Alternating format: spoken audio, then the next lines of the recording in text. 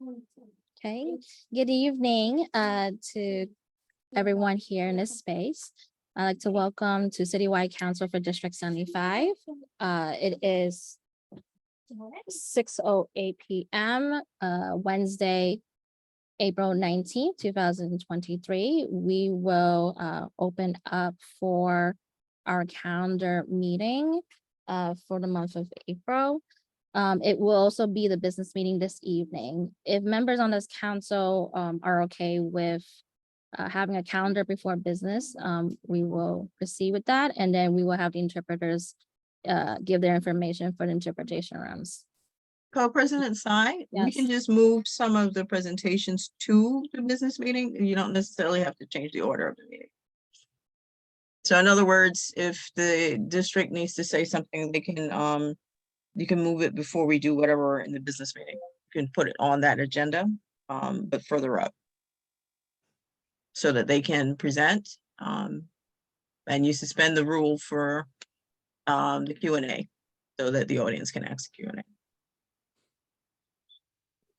Okay, I think we do have two meetings tonight, so if any members on the council would like to give feedback on either or, would be fine.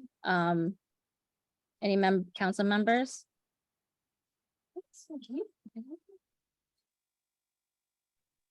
Hi, Co-President Tsai. I am just joining the meeting. What are we discussing currently? Sorry. We are in quorum, so we have both meetings tonight, business and calendar. We usually have our superintendent's report and our presenter in our calendar meeting. So I'm asking if we can just host our calendar meeting before our business meeting. Co-President Green suggested that we have our presenters present now and then go into our business meeting and then a calendar meeting. I see I see Council Member Spencer, hands up.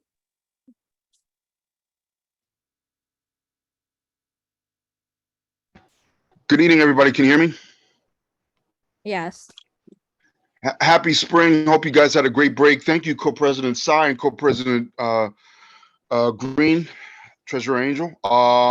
Happy to be here. I am in favor of arranging such that the autism presentation can be presented and our constituents will be able to hear from the superintendent and ask their questions. I'm in favor of moving that ahead of everything else. Thanks.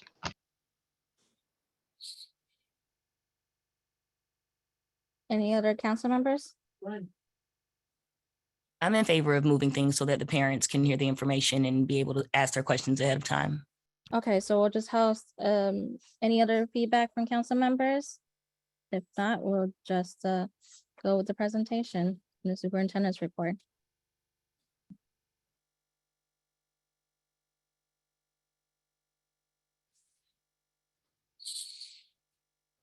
Co-President Okay. Tsai, are we gonna do this a roll call or just make this official, or how? I'm assuming that we're not gonna do roll call because we're just gonna have the presentation and the superintendent's report.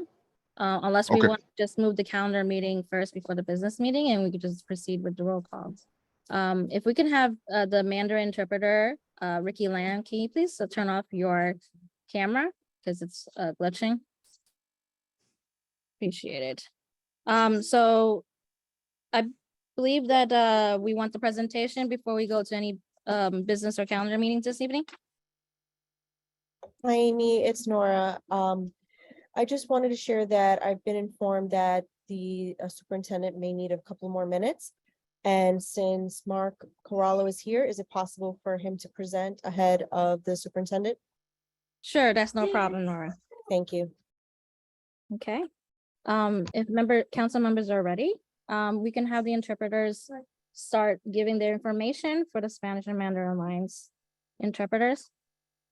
Hola, buenas noches. Para la línea en español, por favor, llamar al número de teléfono 347-966-4114 y poner el ID 799-666-963 y el símbolo numeral. Repito, para escuchar la interpretación en español, por favor marcar el número de teléfono 347-966-4114 y el ID 799-666-963. Gracias. The information in Spanish has been given. Thank you. The Mandarin interpretation line? Yes，大家晚上好。今天如果哪一位想听我们的会议的，请拨打这个347-966-4114，这个 ID 是875-457-266。我再讲一次啊，如果哪一位想听这个会议的，请拨打347-966-4114，这个 ID 是875-457-266。谢谢各位。Yes, I recommend you to do done. Thank you, interpreters. We will have our first, we'll have our presenter, Mark Corello. I apologize if I said it wrong. No From the, worries, everybody does. from the You did pretty office good, of- Amy. Thank you. From the Office of Autism and also house the AIMS program. So I will make you a host. Just give me a second. If you just want to start just introducing yourselves, that's fine.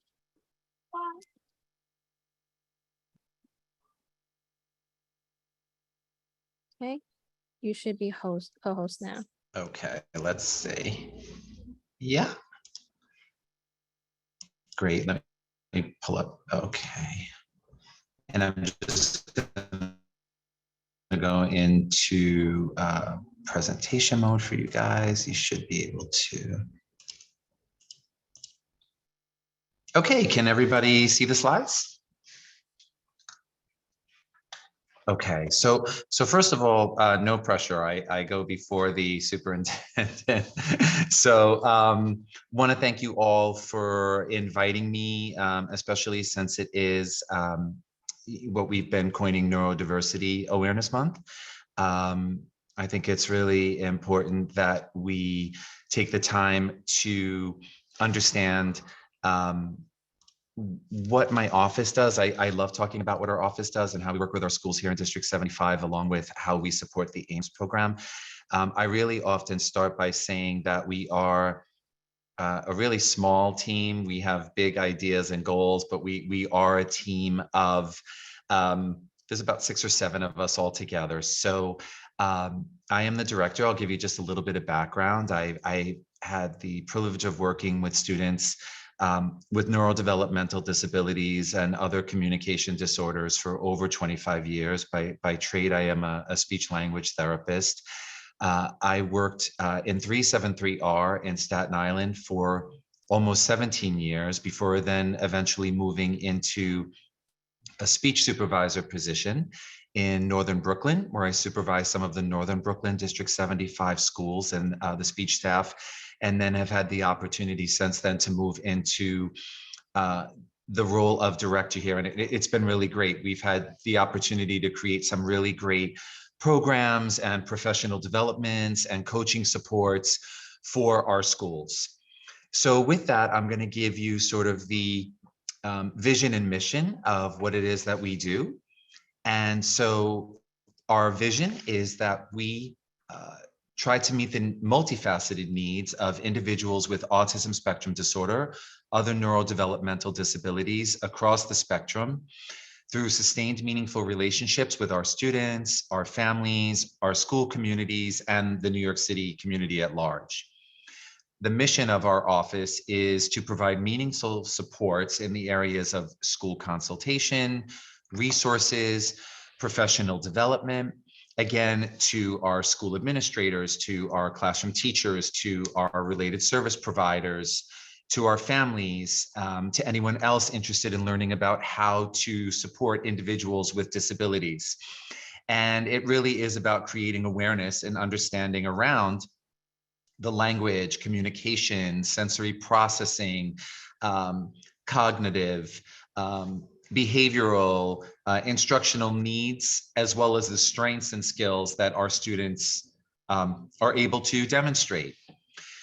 There is a team here that I'm going to describe in our next slide, but basically what this office particularly focuses on is supporting our schools in understanding how to embed language and communication, in addition to the principles of applied behavior analysis into the classroom setting. Our coaches also focus on social skill development, the development of functional skills, play, and of course, relationship development, not only with adults in their classroom, but with their peers, and then of course, academic instruction. All right. And because it is a spectrum, we really do try to meet the needs of all of our students within D75. But I would say that a larger ask from our office does focus on students who are in more restrictive ratios, who really need specific skill-based intervention, or who may demonstrate more deficits in the areas of functioning in their environment due to problem behaviors. And so I have had the opportunity to work alongside a really strong team of board certified behavior analysts who have really sort of complemented the work that I do and vice versa. And we have really worked with a variety of schools in teaching our teams and families the importance of understanding language and communication and what our students need and how to create those opportunities. Again, not only in their classroom setting, but throughout the entire school day, because language and communication is not only confined to a speech session, it should be happening all day long. So that's really the belief and the mantra of who we are. So again, just to give you a little bit more of an overview, what our team focuses on in regard to professional development and coaching support is around the areas of applied behavior analysis, verbal behavior. We also work on teaching language, communication, and social skills. We have some additional relationships with some really great partners. Dr. Barry Prezant, who has a wonderful podcast out there called Uniquely Human and provides many families, older adults, teens with perspectives of what it's been like for individuals living with autism. And he's created a wonderful community around that. He also provides professional development and training for our speech language therapists and classroom teams on various language-based interventions. We also work alongside a man named Dr. Jed Baker, who works alongside us with families and classroom teams on understanding our students who might have issues with anxiety or social skill deficits, or how to manage those behaviors and what could our families do to support those behaviors in their home environment. Our team also works with our schools in the design of classrooms and classroom management through a method of what we call structured teaching. It was formerly known as TEACH, created in North Carolina. And we also work alongside our leadership team here, along with some principals. We have a really cool cohort happening with some of our school principals in looking at the various assessments that we use for our students. Some of our assessments are developmental and some of our assessments are academic. And we really want to provide the professional development, coaching, and instructional support around how to look at these assessments, as well as how to look at the needs of our students and to determine what would be the best forms of instruction that would assist them in the development of the academics and skill development that they need. Okay. Let me go to the next slide. Okay, whoops, sorry about that. Okay, moving on to the AIMS program. So the AIMS program is definitely a very large ask, and it has really picked up momentum. My team and I have just received over 400 applications for the AIMS program. As you can see, though, it is still very small in its inception. We're going into our 5th year now, and the design of the program is what we would call a 6-to-1-to-1 classroom ratio. But the difference in this classroom model is that there is a speech language therapist and a board certified behavior analyst who work in the classroom with the team. The form of instruction is verbal behavior, applied behavior analysis, but the teams are also really careful at looking at language, communication, functional skill development, and really trying to embed early language skills and foundational skills in many of our students who we might sort of coin the term as an early learner. So the program is really designed to meet the needs of children, let's say, who don't have functional forms of communication. Their cognitive assessments and their speech and language reports and their educational reports might state that they're in the very early phases of learning language. So they might only label a couple of objects. Their vocabulary might be very limited. They're not interacting in their environment with anyone. They're not initiating communication, and they're not engaging in what we would call joint attention. And so the program is designed to capitalize on building on those skills in a lot of our early children, or early learners rather, between the grades K through 2. So it's a K through 2nd grade program. As I had mentioned, the program comes with a board certified behavior analyst, and then our team listed here on this slide support the AIMS programs in addition to all of the other District 75 schools. We use the assessment that is used for the program is what we would call the ABLES-R. It's an assessment and a curriculum focusing on specific skills. But what we really try to drive home to families is that the program is designed to be individualized for each student. So there are some children who might acquire skills early enough in the program that they might then move into a less restrictive environment because the team feels they might be ready for more academics or less supports. Other children might require language or acquire language rather at a slower rate, and therefore they might need to continue with more intensive supports. So again, it's very individualized. In addition to that, they utilize speech and language assessments. Occupational therapists are looking at their reports and pushing into the classrooms, providing sensory-based activities, along with physical therapy. And there is also a strong family component to our program where we provide monthly topics virtually in connection with our partner Rethink, and also our team here at the office. Okay, our AIMS clinical team is Dr. David Borg, and the social worker is Julian Mays. As I had mentioned, it is an application-based program. We are still in the process of entering applications because we have just received so many of them. The way the application process works is we often review students' background information in CSIS once we have all of the information. And then we try to really match students who are in need of the program and how best that program will support that student based on the needs that they present with. Our team will then contact the families and let them know that we are going to conduct the observation.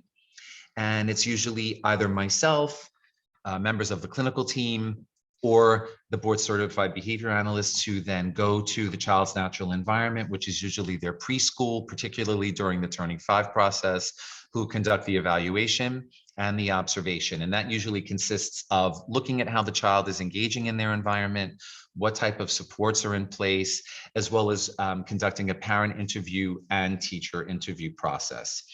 After that, the team then comes back together, discusses the outcomes of the observation and an evaluation to see if the program will in fact support the student's needs. Sometimes the team feels that the student might need a more restrictive environment. Sometimes the team feels the student might actually function in a less restrictive environment. From there, if the team feels it's a go-ahead, the parents are then offered the opportunity to visit the school location where the program is housed, and then can accept a seat. They'll receive additional information about the program, and we handle the front end of that process. Primarily, Dr. Borg handles most of it. And then we're with you along the way. But once you get started in the program, it's really the development of the relationship with the school and the school team. You'll meet with us occasionally just for check-ins and as well as exiting of the program.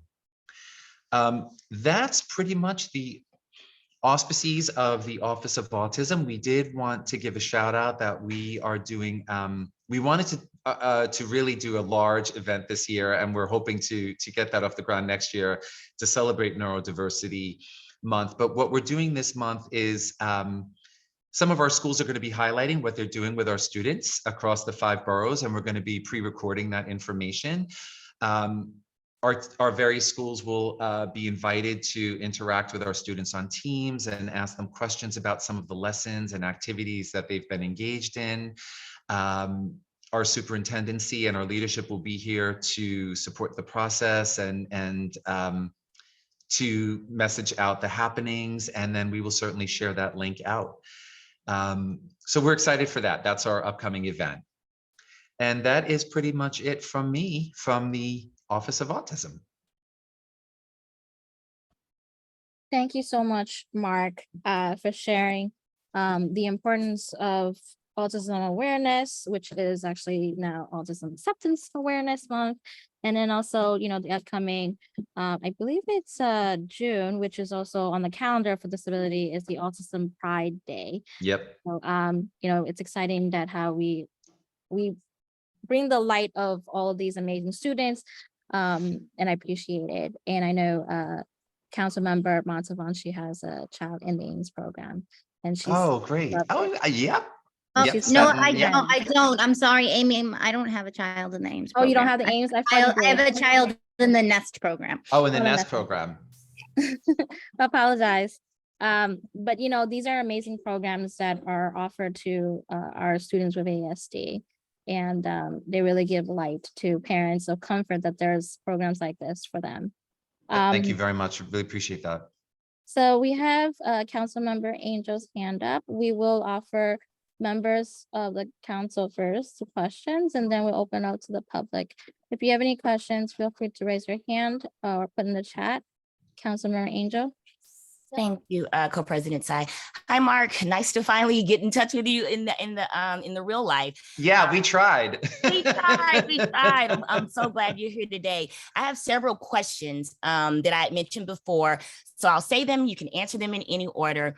Okay. My curiosity is, I mean, I am a parent with a child with ABA, and so the Ames program is really something that I'm like, okay, how many teachers are certified for 6-1-1? How are they certified? Do they have continuing education from the behavioral, you know, BCBAs? And since there's a small program and, you know, 6 children per class, what's the caseload for the 3 or more BCBAs? Like, how is that managed? And is data being taken?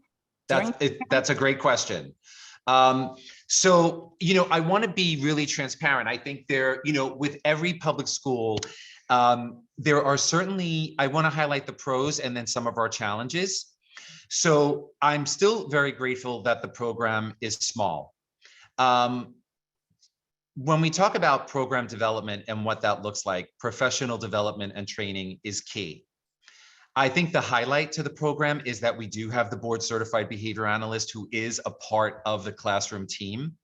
They are the ones who are really working and guiding the classroom teams in the development and implementation of ABA verbal behavior. That's one component of a professional development piece. When we're interviewing classroom teams, sort of the development and the history of the program, in a sense, we were really lucky about was that a lot of the schools prior to taking on the Ames program already had ABA VB classrooms inherently built in. So a lot of their teams received training from our district coaches. And a lot of our teams, luckily, are still there.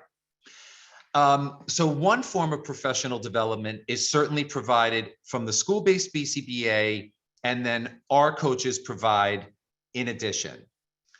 We also work alongside a vendor partner named All Points ABA.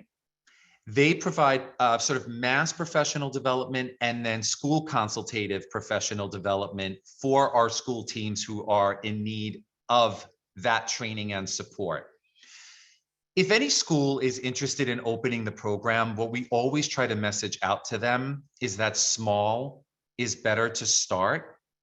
And it's a little tricky because there is a large ask for this form of intervention. You know, you have a speech language therapist and an ABA therapist in a classroom, right? And for a lot of our students who are transitioning, especially from CPSC into a school aged program, may lose some of those services. So this program certainly highlights the desirability around those interventions. So with that piece, I hope I'm answering your question. One of the things to think about for expansion is for school leaders to really think about the people that they do have in-house and their understandings of applied behavior analysis, as well as speech and language therapy, as well as autism, and what that capacity looks like in a school building in order to build out the program. Because the only way a program is really going to be successful is if the entire, first of all, if administration is invested and they understand the need for the program and what that looks like. And then how do you grow that program in your school? And how do you provide that team with the professional development? So we're still fortunate enough that we're small enough to be able to provide that training for our schools at this time. The total number of classrooms can vary per school. So let's say a principal might be interested in the program. They can start with one. We often recommend laying the foundations prior to building the program into the school. So if you do have an in-house team, are they vested? What is their level of understanding? What is the training that they need? Most of the schools that house the AIMS program have 3 classrooms. So you're looking at a total of 18 children because it's 6 children per class. The children in the program receive 5 times for speech 1-to-1 and then 1 time in a group. But again, what we often try to message out to families is that we want to move those kiddos towards LRE. But that can simply mean moving them from 1-to-1 speech to more group peered speech, because we want them interacting with their peers, especially if some of them are more adult driven. Again, that's something that the team looks really closely at while they're in the program. All of the data is taken by the classroom teams, by the teachers. All of the programs are developed by the BCBA and the classroom teams. And then each school uploads the data either onto a Google Drive, where it's graphed based on the specific targets that the students are working on. And then that information is also uploaded onto the Rethink platform online, which all parents have access to. And that's individualized? Every child's program is different. Yeah. Okay. But the data will still be individualized. Like it'll be taken by the one parent in the classrooms. Is that how it goes so far? Yes. So basically what you would be looking at, some of the data on Rethink's platform. So the way that they take the data in the school may look a little different than what you would see on the platform setting. At the school level, what you might look at is, like, let's say, for example, your child is working on identifying 10 objects. Okay, that's one of their goals. So if you were able to go into Rethink, or even, or request the data from your school, you would be able to see what progress your child is making based on the specific. So to clarify it a bit more for you, there are IEP targets, and those IEP targets would really still be capitalized or taken data on the same way the other targets would be taken data on. It's just they might highlight specific goals for the IEP, but they would also be working on those goals in addition to other goals, okay, taking data on those goals, and then you would be able to see that information in Rethink. Okay, nice. Last, I don't want to take too many questions, but are they doing the RBT training through Alliance? They are. So, that's something that we're really trying to message out. Sorry, guys. Yeah, so with Rethink's partner, the offer is to become and a registered behavior technician. We offer that to all of our paraprofessionals. I want to say it varies across our schools, some more than others. When the program first started, it's actually something that we've been talking about in-house more a bit, in terms of how to create more opportunity for buy-in around that training piece. But the offer is there. That is absolutely amazing and beautiful. And I really pray that more paras say yes to it. That would be a beautiful thing to even have just as a regular support in the classroom. Thank you for your work. And I will give the floor back to the chair. Thank you, guys. Thank you so much. Thank you. If there's any council members or anybody from the public who'd like to ask a question, feel free to raise your hand. I don't see a question from anybody in the chat other than Councilmember Angels. I do want to just say while we're waiting for anybody who has a question or just comments, we are citywide council for educational we are the citywide council on the education council. So we are to produce an annual report of like what the district so far of its number of students that are in the Ames program, and how is it doing and what are things that can be better. Would really like to, and I'm not speaking on behalf of our annual report chair, again, Councilmember Angel, but would really like to partner in creating this annual report so that we can really share out what's out there, the opportunities and the success that are happening.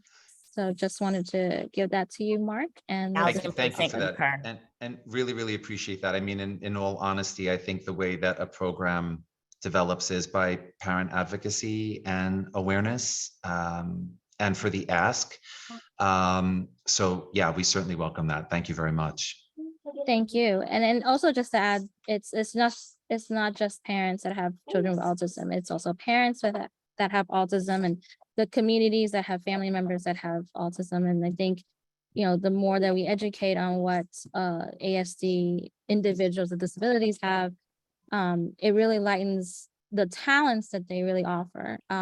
For myself personally, I have a 17-year-old who loves comics and loves video games. And it's like a unique thing because I would have to look through every manual book just to follow the guide of how to play video games. So this kid is just like, he gets it. I don't know how, but he's amazing. So, but I thank you so much. I think everyone is just absorbing the amazing stuff that you shared. We have the slides available for the members and to share too on our website.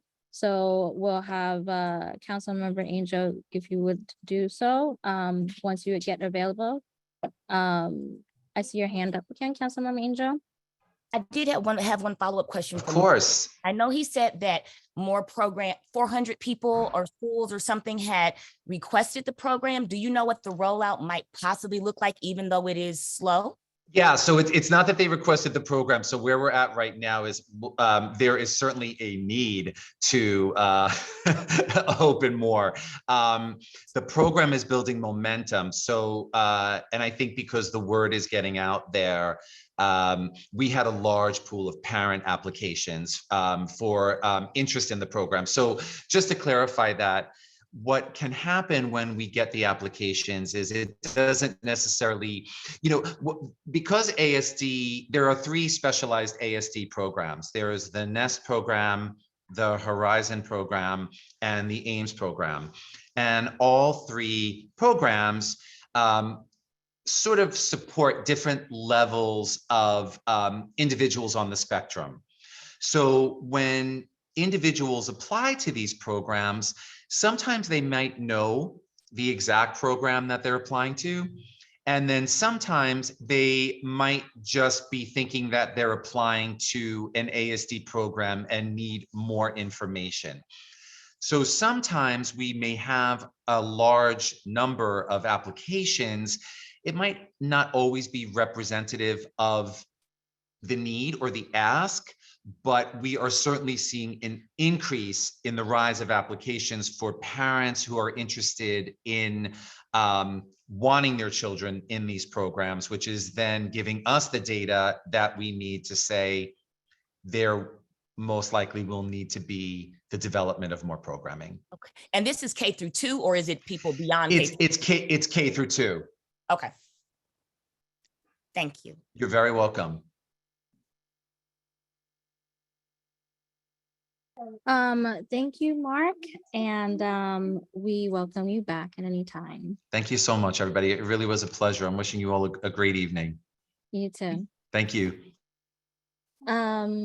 Shona or Nora, do we have Superintendent Lusant ready to come in, or do you guys want to just start? And then if Superintendent Lusant is here, he can jump in with his part.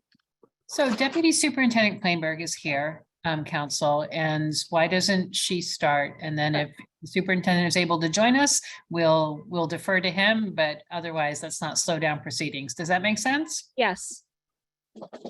Good evening, Deputy Kleinberg. How you doing? And welcome to this Wednesday. You're muted. No, wait, your audio. Can't hear your audio.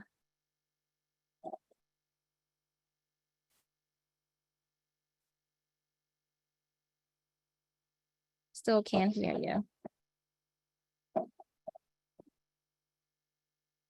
But you are showing as being unmuted.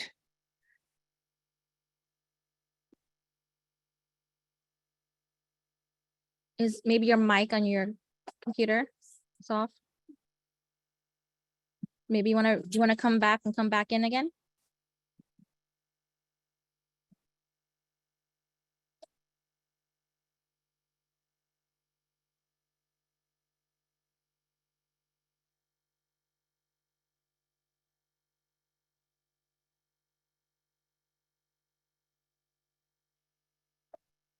We're gonna take a minute before we see Deputy Kleinberg. Thank you for your patience.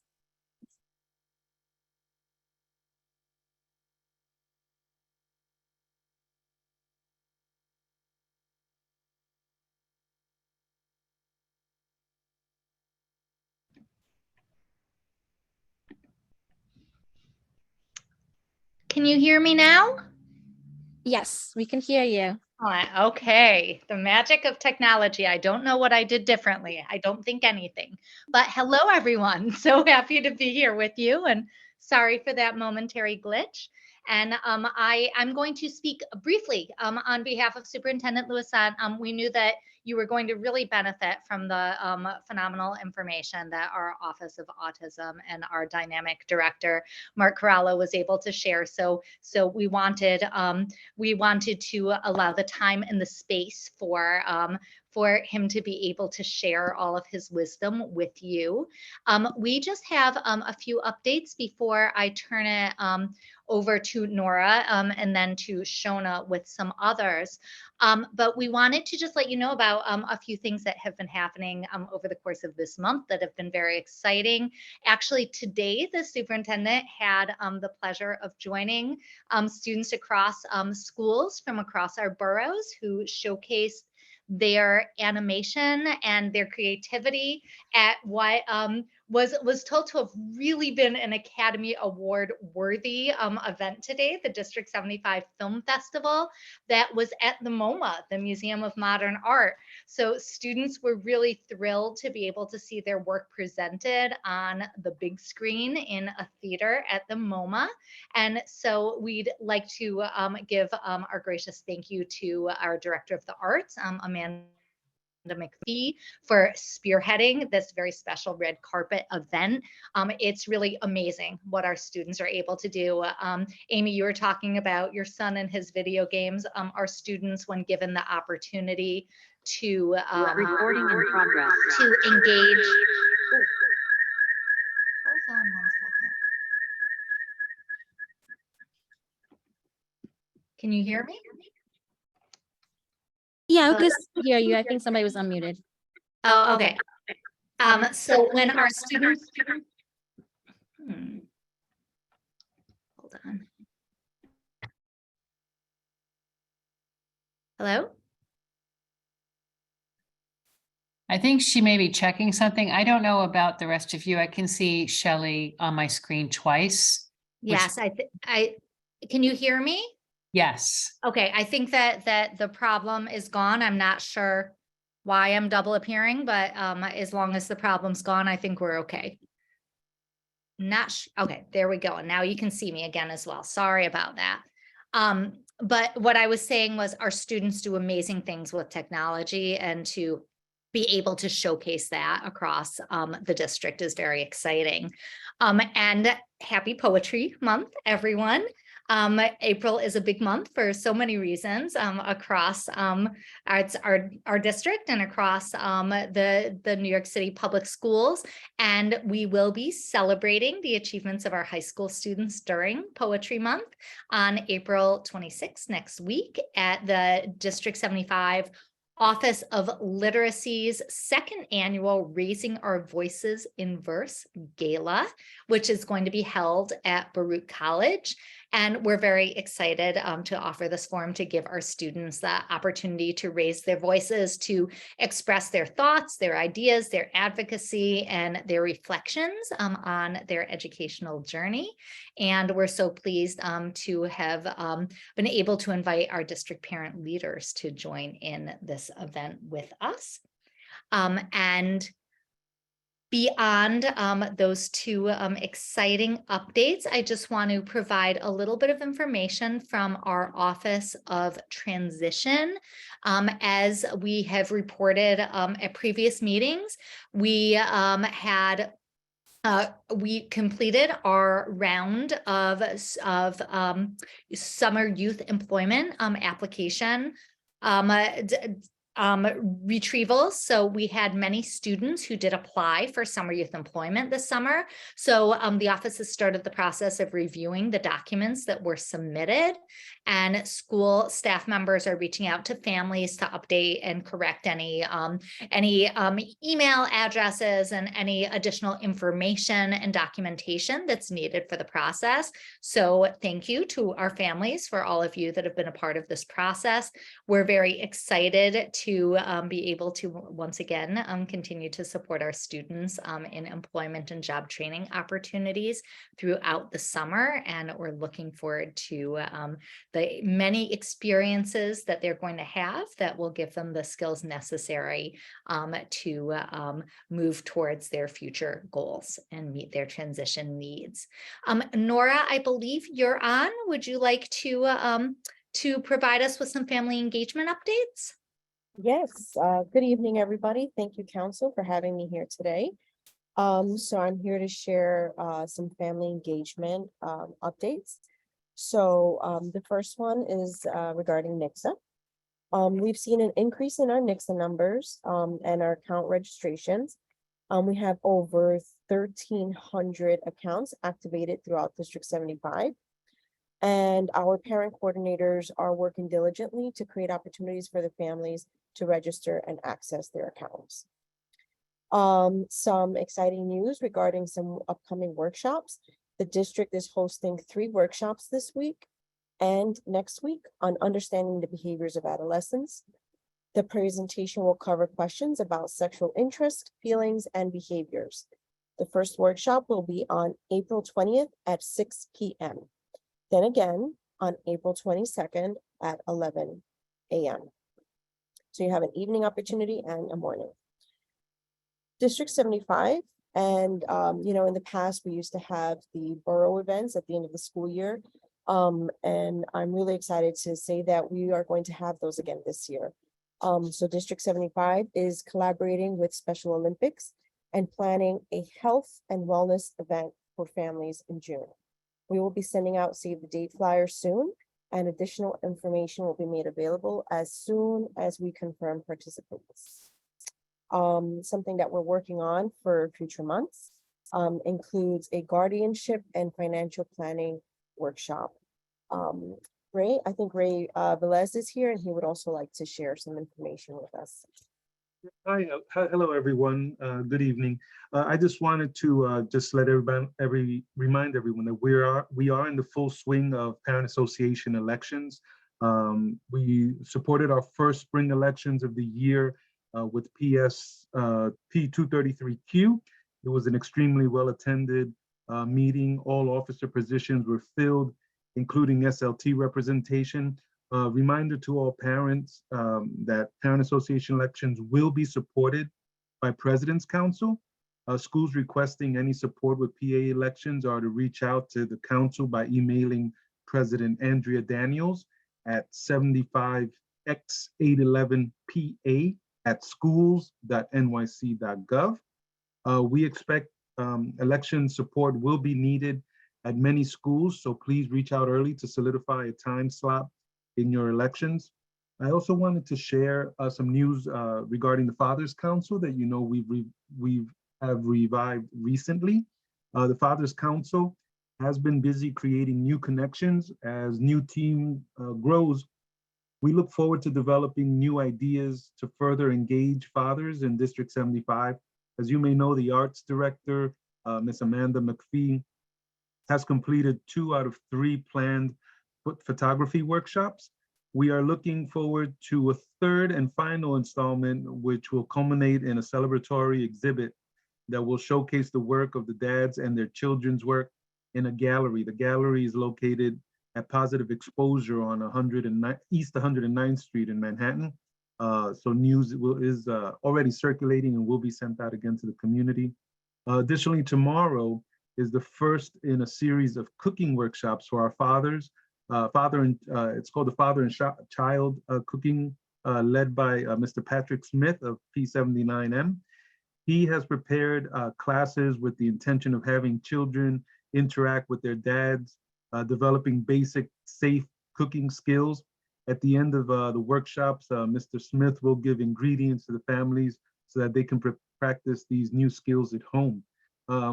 I also wanted to take a moment to shout out one of our principals, Mr. John Syracuse of 596, and his team for securing and donating tickets to the Father Council cause.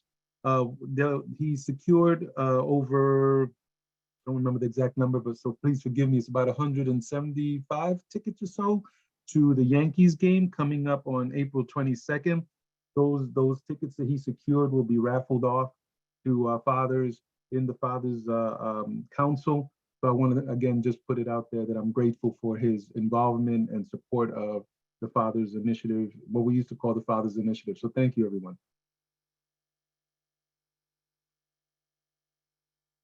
Thank you, Ray and Nora. I just had one more update before I turn things over to Shona for some, I'm sure, much anticipated summer school updates, and summer is just around the corner. I did just want to note that today was the launch of the grade 3 through 8 ELA tests. So across many of our schools, we did have students that were participating in those tests. And so they will continue that process for the ELA testing period and then move into the math test at the beginning of May. Shona, I'm going to turn it over to you for some summer school updates. Thank you so much. And thank you so much, Council, for welcoming me tonight. I'm very happy to be here. So it doesn't always feel like summer right now in terms of the weather, although it did last week, but summer is on its way. I think, as you know, Chapter 683 dates will start on July 3rd and 5th for our professional development for our staff, and the first day of class for students will be Thursday, the 6th of July. And the last day of class for students will be the 15th of August, which is a Tuesday. For those students who are interested in doing, or for those students and families who are interested in doing extended day summer rising opportunities, which is that after school component with our partners in DYCD through community-based organizations, that application is open online. I'm going to put the link in the chat. Because the application for extended day is through the portal, and that registration period closes on the 1st of May. So if you do want your student to go to extended day, which is the after school component, please make sure that you do the after school application. And one of the things that is different this year is that, unlike last year with Summer Rising writ large, where there was a kind of first come, first serve basis, The application period is closing when it does so that students can be placed according to a couple of different algorithms. The good thing about District 75 is that District 75 students will get priority and be guaranteed placement in their sites. So I encourage everybody to apply if that is what you're going to do. Even if you're not sure, better to apply and then decide not to do it. Your schools will be sending you the consent forms for daily programming in the next couple of weeks, in the next couple of days, with a response requested in the next couple of weeks. So that's where we are with summarizing an extended day. I see that Superintendent Louison has joined us, so I will turn over to him. And then, of course, if there are any questions, I'm sure any of us will be happy to answer. Or perhaps I was wrong.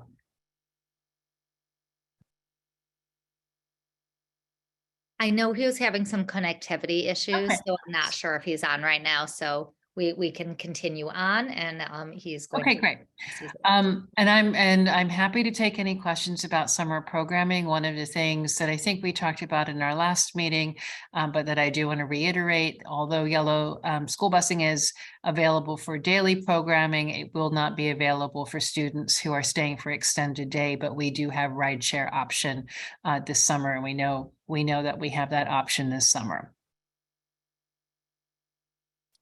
I'm looking to see if there are any questions.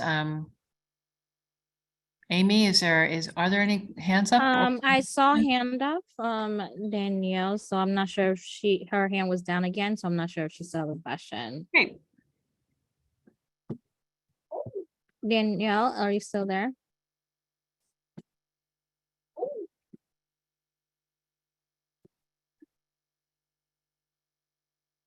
I don't think I gotta stop. I don't think there's anything in the chat. Okay. So I have a quick question with the summarizing, and I know this is an improvement from the previous years of the summarizing, the access of having the extended day with the CBOs. So to my understanding, there is like it doesn't offer you a list you can pick at it. It's like you have to go through the step 1 to like put in your information, and then it tells you the suggestive locations. So how would a parent who's interested in that and want to know if 683 and a CBO is available at their site or at So that's an excellent question, and thank you for asking it. So it is for our students, there are sites that are associated with the student's identification number. So there's going to be more than one choice, but the way that it is slotted so that we know and are prepared to receive students in that extended day program. So for example, if there is a extended day program at a summer day site with co-location, that choice is going to be available to the student. If there's a different location that's available to the student, that'll show up in the application. So you won't see all of the sites, you'll see the ones that are available for your student, but you are guaranteed placement in one of those sites. Does that make sense? Yes, I think they would still need the support of admins in the district office to kind of like have it. It isn't really as friendly as it is for District 75 or any student with IEPs. So I just what that guidance would look like in the time frame that the application is out. Thank you. And that's really great feedback. I know that we've already had some training sessions with our school staff about the portal. So our parent coordinators have already been to a training about how to support families with that. So it's a good point, and we will continue to make sure that everybody knows how to help families. Thank you. Is there any questions from council members? Feel free to raise your hand from any of the team members here.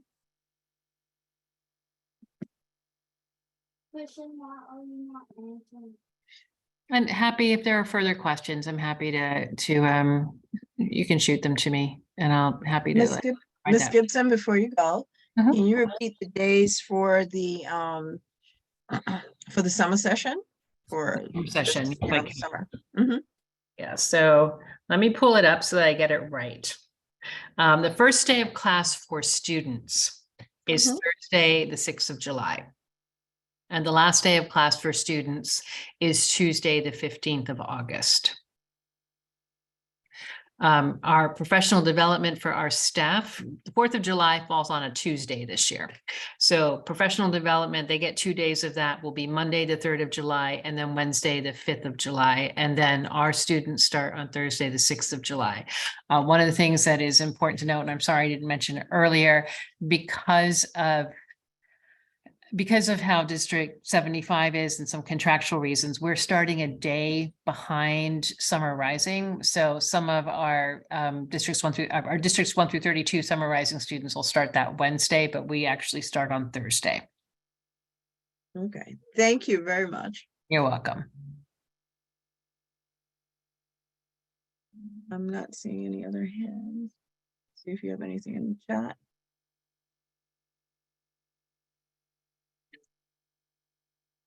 Miss Danielle, you have a hand up?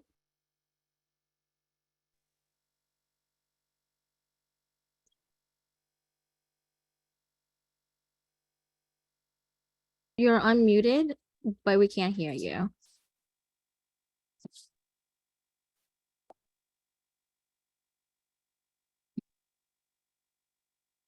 We still can't hear you.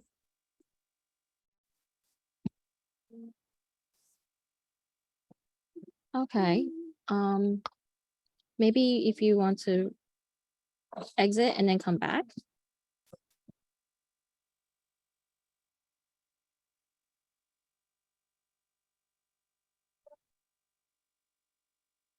We still can't hear you and you're unmuted. We'll go to Council Member Spencer.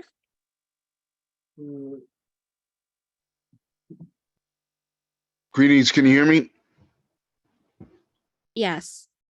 Good. Yeah, my internet just went out for a minute. Hi, Ms. Gibson. How are you? Hope all is well. Just since the application is due on the 1st, and if my council members are in agreement, I would just ask if you may be available for our meeting on the 3rd, even though it's a business meeting, just in case we have any challenges if we've come across of parents applying. If you could hopefully be available, and like I said, I'm making a request as an individual council member, but I don't speak for the whole council. But the whole council is concerned about it. So Co-President Sy and Co-President Green, I would just ask probably if we could put it on the agenda for the 3rd, just to speak a little bit about how the process went, how that yeah. So Absolutely. I'll let you do whatever formalities you need to do in the council, but I'm going to put this on my calendar for right now so that there's a hold on it for me. Thank you, Shona.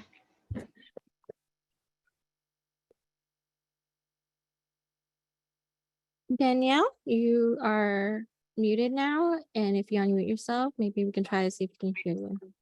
Can you hear me now? Yes. Oh, okay, great. Now it worked. You was right to come back in. But okay, so if they just question as a parent, if they do have summer school, but we want them to do like the summer rise even after schooling, it's up to being there's no busing for the evening afternoon, the parents will have to come and pick them up. The parent would either have to come and pick them up or send someone to pick them up, or that's where rideshare is available through. We haven't landed on the actual vendor, so I don't want to promise Uber or somebody else, but the way that we did it last year is that families were able to get vouchers for rideshare. And so they were able to go to the school using that voucher, and then they were able to go home using that voucher. And as long as the school was a fixed point at either one of those, at both of those two journeys, like you could come from work, pick up your child, and then go home from there. And that's how that worked. So that is available this year. So the best thing to do is still apply for, even if I pick them up. Yes. Okay, Yeah. that sounds great. Yeah. Okay, thank you again. You're welcome. And your patience. Oh, gosh, we're happy to hear you.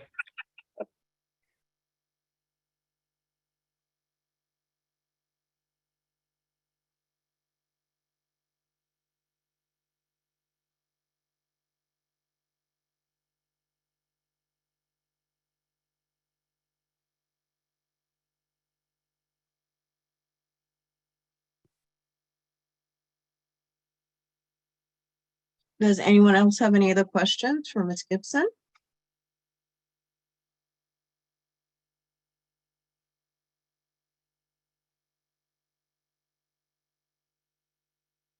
Okay, seeing and hearing none.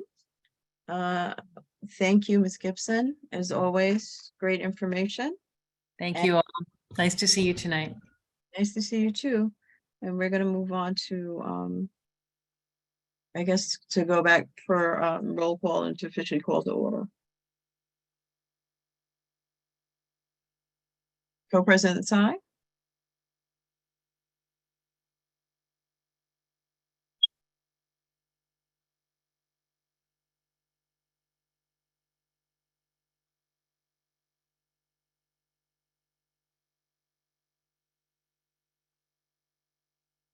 I'm not seeing her.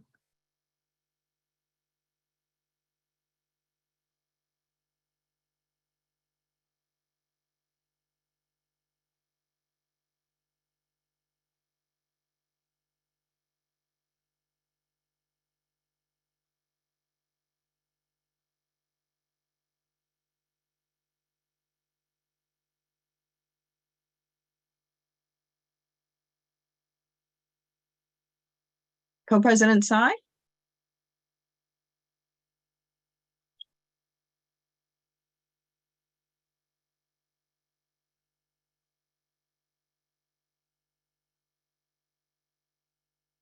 All right, in the meantime, Celia? yes? Hi, yes, it's Haleen. Did you need me to do the roll call? Yeah, give me 1 second. Let me just call it to order and then we're gonna go roll call. Okay, Thank you, Ms. Verdejo. you got it. Okay. All right, so we're gonna officially call this meeting, the business meeting to order for the Citywide Council for District 75 for Wednesday, April 19th, 2023. And we're gonna go ahead and have a roll call. So our new administrative assistant, Ms. Verdejo, will start with the roll call, please. All right, good evening, everyone. Just bear with me. Okay, Christy? Angel? The Angel? Okay. Constance Atadu? Constance? She's here, but I think she's having an issue with the audio. Let me check this. Miss Celia Green? Present. Good evening, everyone. Good evening. Hopefully I'm pronouncing it right. Aisha Husbands? I believe she's not in the space right now, but she's running late, so she'll pop in later. Okay. Mark her excuse. No problem. Patricia Hewitt? Did I say that right? I'm here. Yeah, Yes, Hewitt. no Hi, problem. I'm here. Okay. How you doing? I'm glad you're feeling good enough to be here. Thank you. Joanne Jones. Joanne? 1 second. She was in the space as well. Yeah, she's still in the space. Yes, I'm sorry, Miss Helene. How are you? Hello, I'm Joanne. present. Yes, my name is easy enough. It is. Thank you, Joanne. You're welcome. Christy Montalvan. Present. Hi, Christy. Okay. Angel Morales. Present, and I wanted to officially welcome you aboard. Thank you, Angel. Okay, Craig E. Spencer. Present. Greetings, Ms. Verdejo. Congratulations. Welcome to have you. Spencer, thank you so much. Greatly appreciate it. And Amy Tai. Is that a silent there? Silent T. Thailand C. Okay, there we go. All right, Amy. Okay. So that conducts the roll call. Thank you so much, and welcome on board to Citywide Council for District 75. She is our new administrative assistant, and she will be assisting the council in all of its preparations and setups.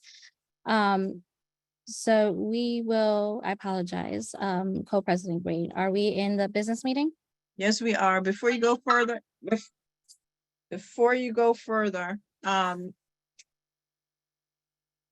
Miss Verdejo, Miss Asidu had put it in the chat. She is here. Her audio was having an issue. Okay, thank you. All right, thank you. Okay, now we can proceed. Go ahead, Co-President Tsai.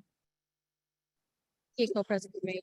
And if Councilmember Sudi wants to put her votes in the chat, that's fine, since her audio has issues. We can go to a timekeeper. If any council member is able to do timekeeping tonight for the business meeting.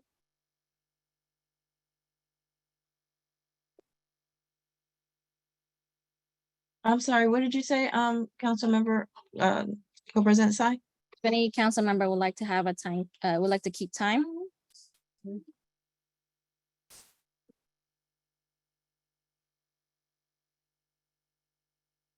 Okay, I will keep time. We will take a moment of silence for those that are affected with themselves and their families and the community. We're still having, things happening. So we're gonna take a minute.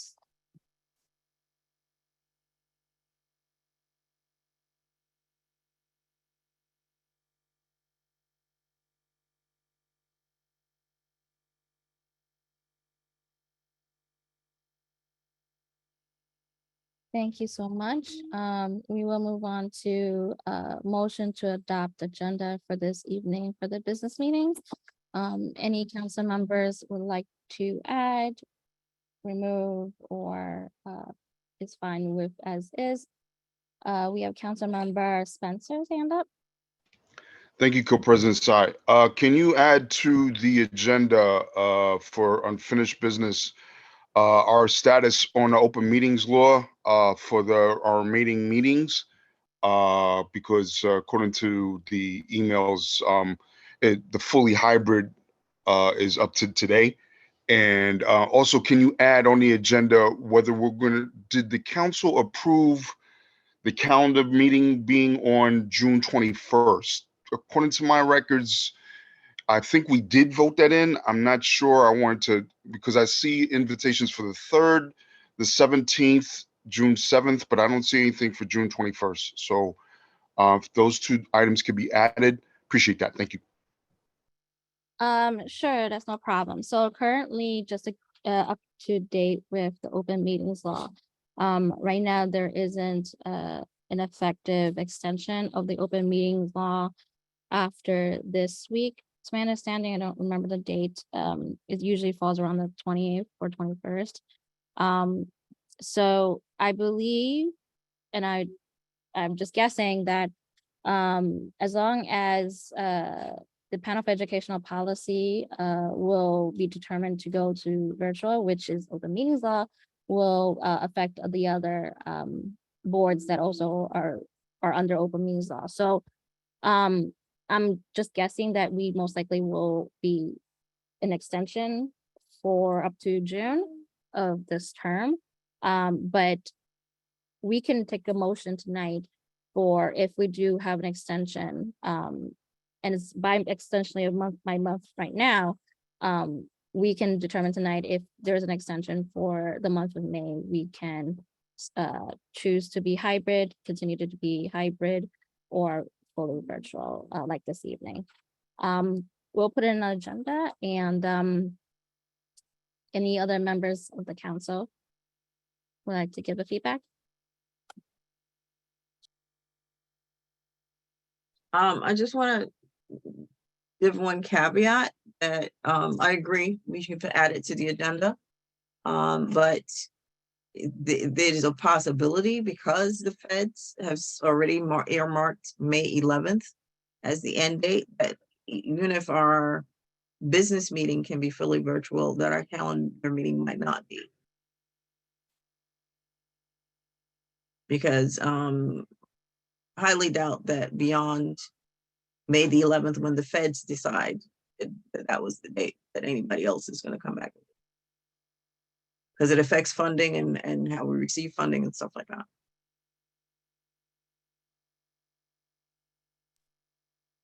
Duly noted. Any other items, Co-President Green, or any other council members would like to add to the agenda? Not at this time. But I'm looking to see if there's any other hands. No, I'm not seeing anyone's hand up. Maybe. So if everyone is good with adding the 2 items for this evening, we can get a motion from a council member to adopt the agenda. Councilmember Spencer, go ahead. I motion to adopt the agenda, business meeting agenda, April 19th, 2023 with said additions. Can we get a second from a council member?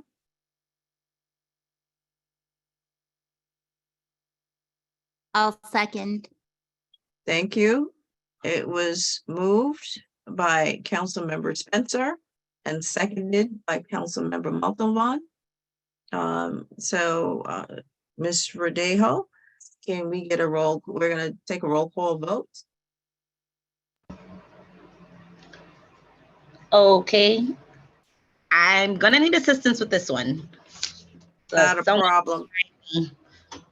Not a problem. Thank you. All right. Ms. Montalban, do you want to call out the names or shall I? Oh, just give me a minute because I didn't write this down. I have to get a motion form. Okay.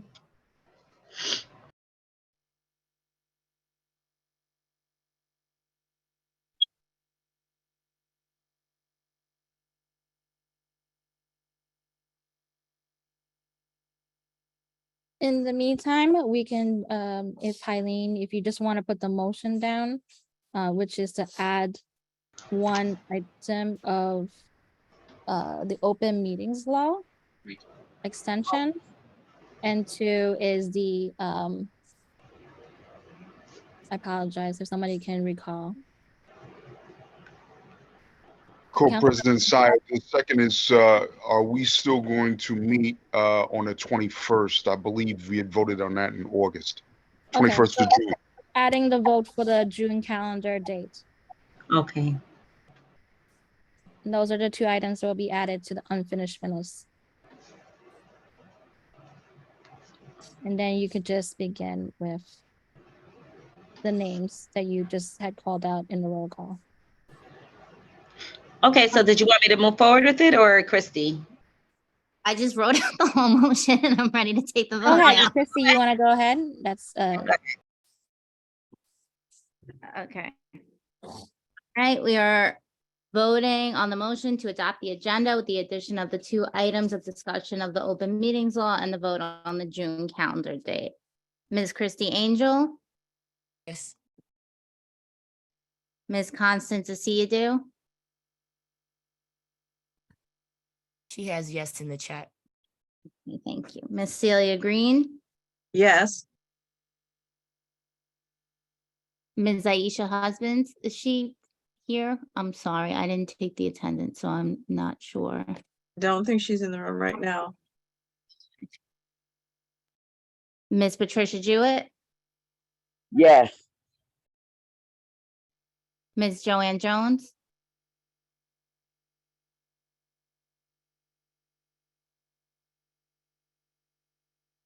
Ms. Jones,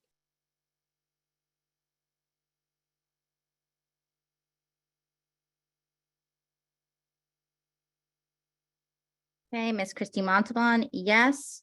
Mr. Angel Morales, Yes. Mr. Craig Spencer, Yes. Ms. Amy Ming Tsai. Yes. Okay, we have 9 votes for yes, the motion, I'm sorry, not 9, 8 votes for yes, the motion has passed. Thank you, Recording Secretary Montalban. So we will begin with the unfinished business on the item on the agenda. Currently, this is a reminder for the laptops, the laptop case, the headset, and anything else that was loaned to members of this council that came in 2021. We asked that it be returned back by the end of the last meeting of this council so that we can have it ready and prepared for the next term members of the council. If there is anything you have in concern or questions, reach out to me and co-president Green between now and then so that we can solidify your question or your concern. I believe co-president Green, you have an idea of what is being loaned at, correct? That is correct. Can you hold for one moment?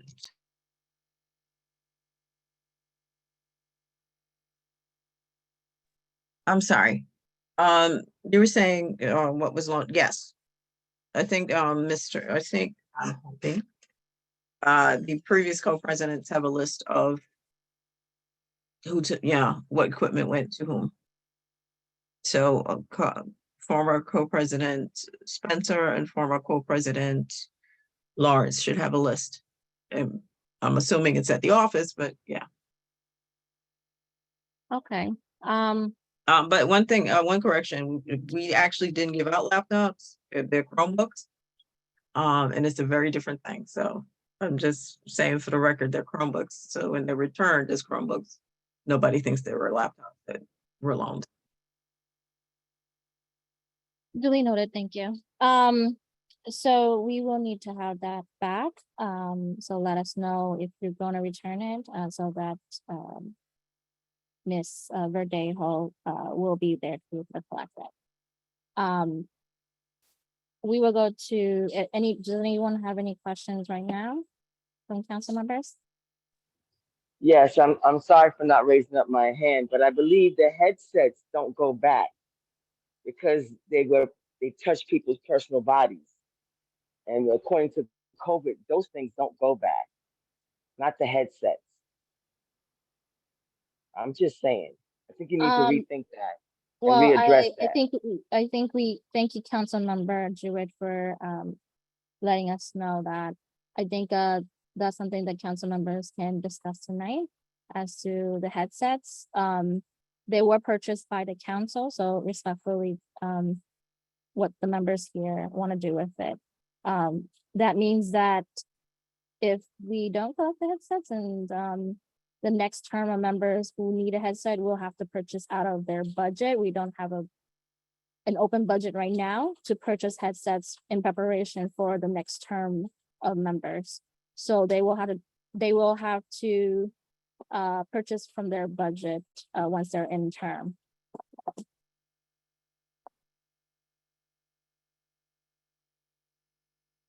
Any council members?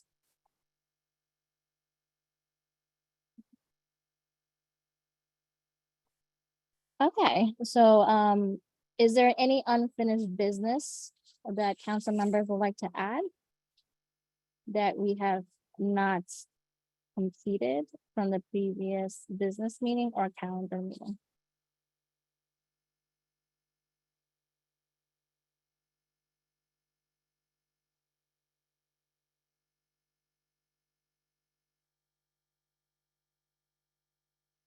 Councilmember Spencer? Co-president size, this is outside the 2 items that I requested. Is this outside the 2 items that I added? What you're asking? Can you guys hear me? Can you hear me? Yes, we could hear you. Oh, Yes, anything else other than the two items you added?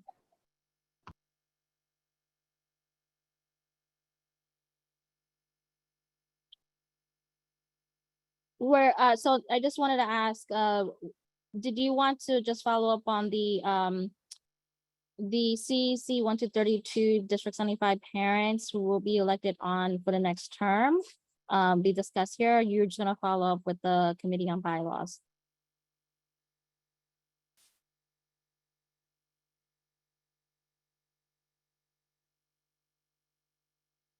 Councilmember Spencer? I'm sorry, Co-President Sai. What was it? Can you repeat that?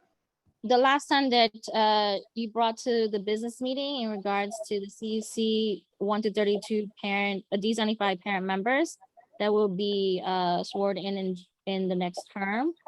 You wanted to have a conversation on what that will look like and support. Did you want to defer? Did you still want to defer to the Committee on Bylaws? Or Yes, you I'd like, to discuss it yeah. here? Council? Yes. Hopefully, and I defer to Member CU, who's chair of the bylaws, and her schedule. Hopefully we'll have a chance to talk about it next month sometime, but I want to defer at this time. Okay. That particular, Okay, no problem. So, I don't see anybody raise their hand in regards to any other unfinished business, but we will go to the two items that Councilmember Spencer added. One was the open meetings law. Currently, we have the May 3rd business meeting, the May 17th calendar meeting, and the June 7th, I believe. And there will be, they currently in the calendar for hybrid.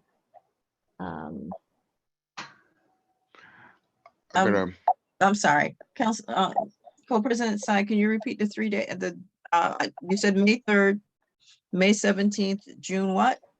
The June 7th. 7th. Thank you.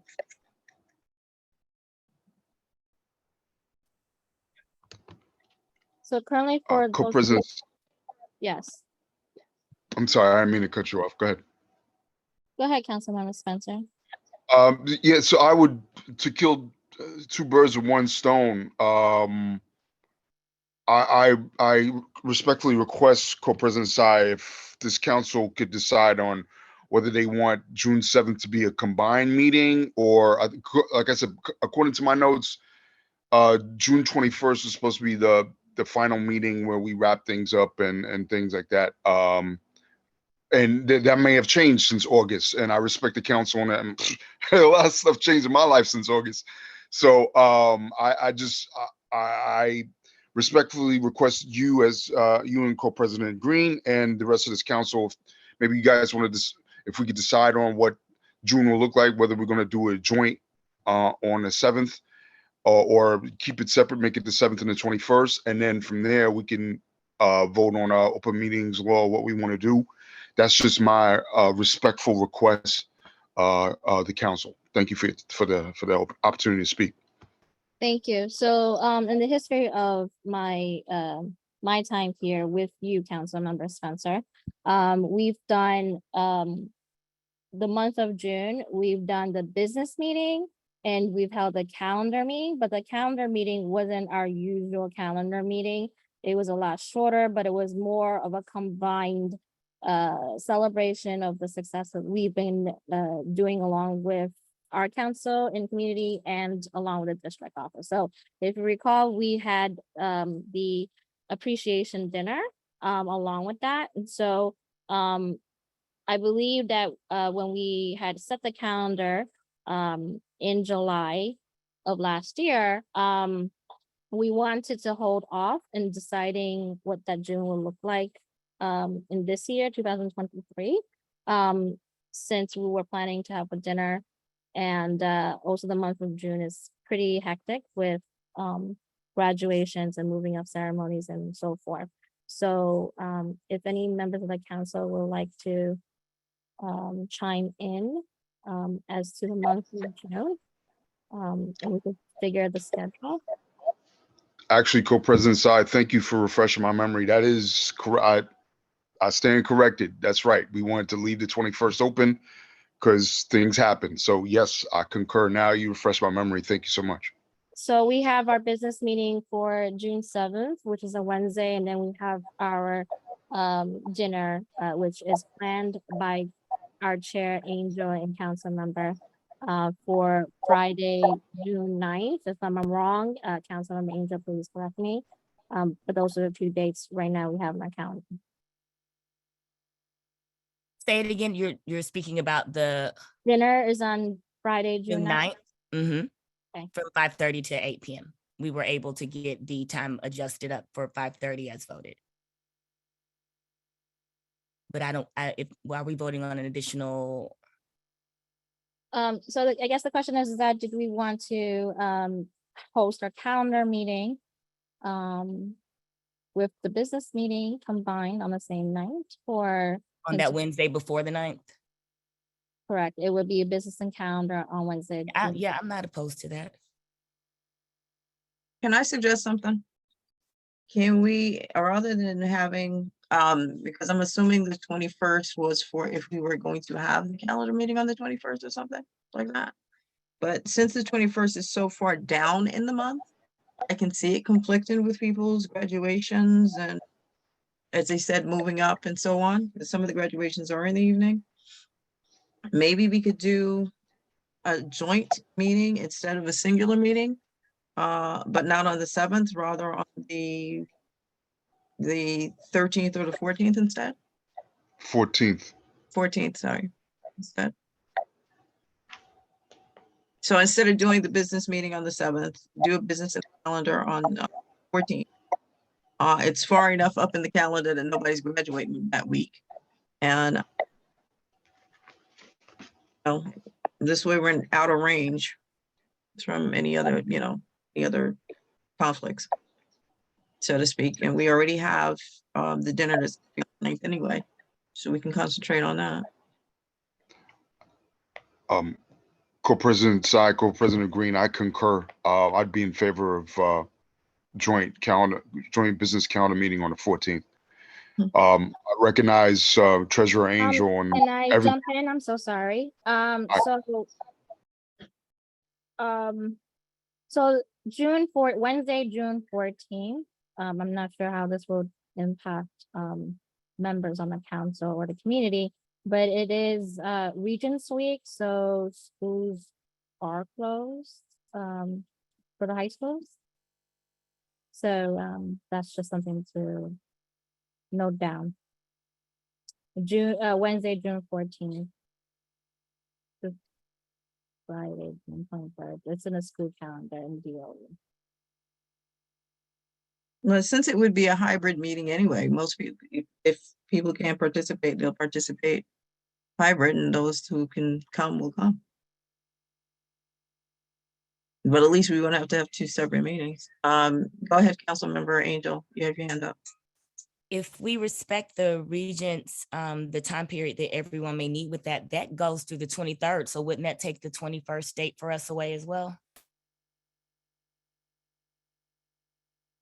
I mean, I'm open to whatever works on the 14th or earlier or the 21st. But just if we're gonna, I don't know how that works, like how much time parents need or students need, and I don't want to infringe on anyone's, time in that regard, but I'm definitely flexible. Understood. We've always, again, because we just don't know what everyone's schedule of being citywide. We've kind of made June more accessible to have it combined and early in the month of June than later, because there's just a lot of conflicts, and that's also better for just members of their calendars as well.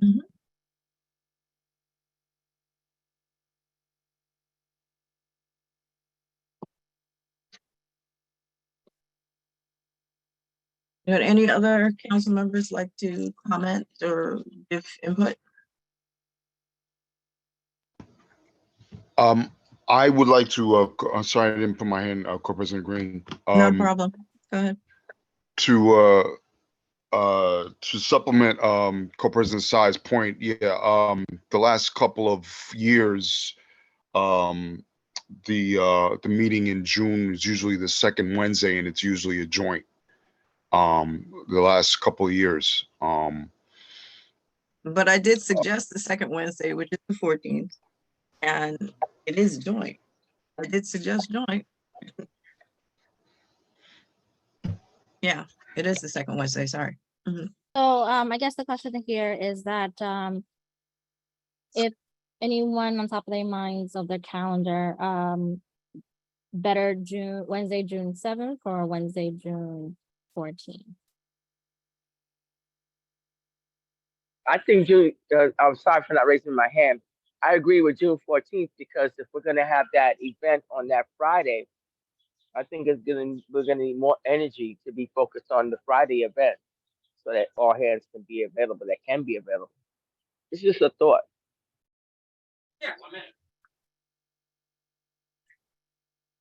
Councilmember Angel?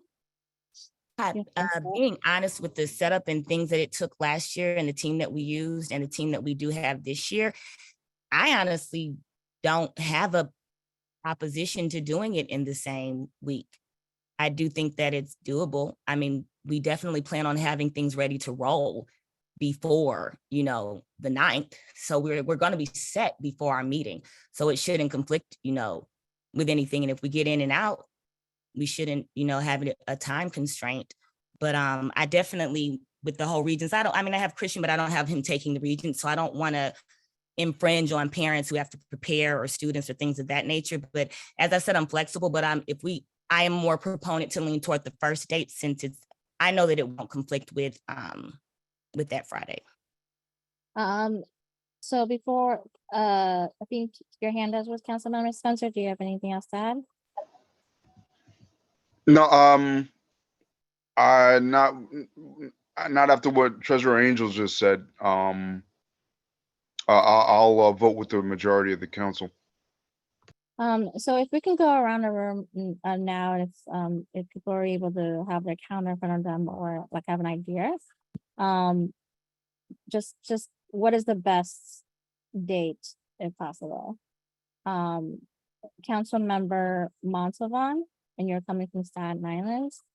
I would prefer June 7th, just because I know our meetings tend to run late and there's no school the next day. So if I have to stay out late, I'd prefer not to have to get my kids up in the morning. That is a good point. There's no school on the 8th, for Clerical Day. Councilmember Joanne.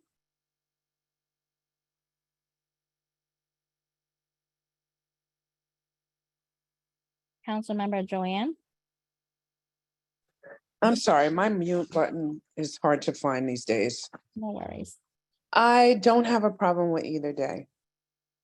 Okay, thank you. Councilmember Morales, are you in space?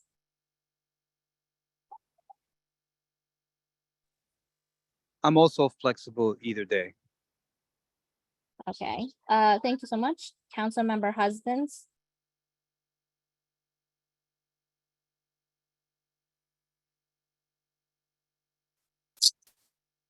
Councilmember Husbands.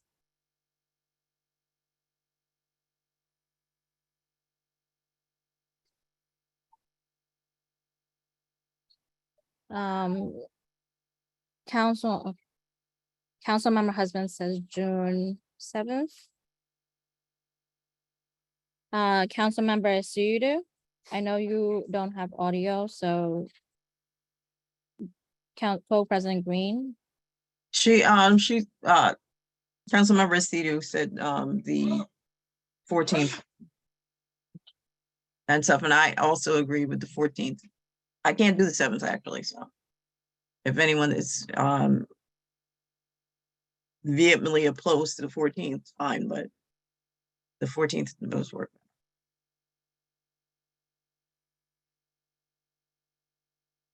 Okay, did I miss any council members? Councilmember Angel and Councilman Spencer, you are for June 7th, correct? Yes. I would say June 7th too. I didn't know, I forgot June 8th we have off. I think June 7th would look more enticing. Okay. So And far, you forgot Councilmember Morales. I think he said either dates. Councilmember Morales, is that correct? That is correct. Okay. We kind of have a difficult decision here between June 7th and having a day off the next day and the 14th. Any council members like to make a motion so we can solidify this date?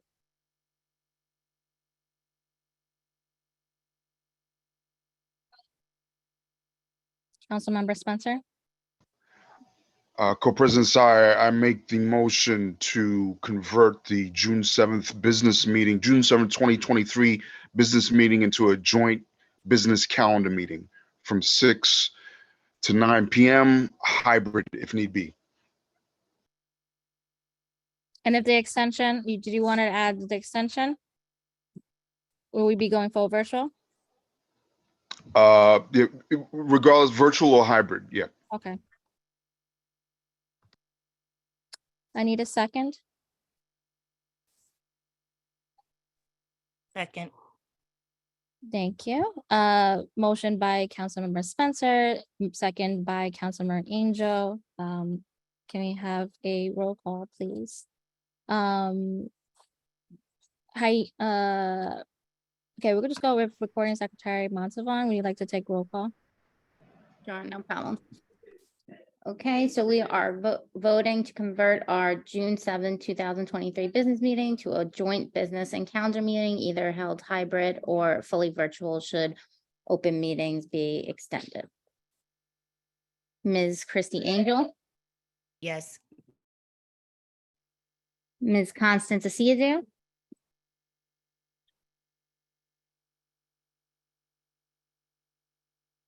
We can come back to her. okay, Ms. Celia Green, No. Ms. Aisha Husbands, She put yes in the chat. Ms. Patricia Jewett, I abstain from this one. Ms. Joanne Jones, Yes. Ms. Christy Montavon, yes. Mr. Angel Morales, Yes. Mr. Craig Spencer, Yes.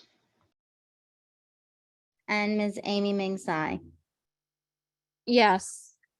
Okay, we have 7 votes for yes, the motion has passed. Thank you so much. So we have the calendar meeting for the month of June 2023 on the calendar. We will set that up. That includes hybrid and fully virtual if the extension allows it under the open meetings law.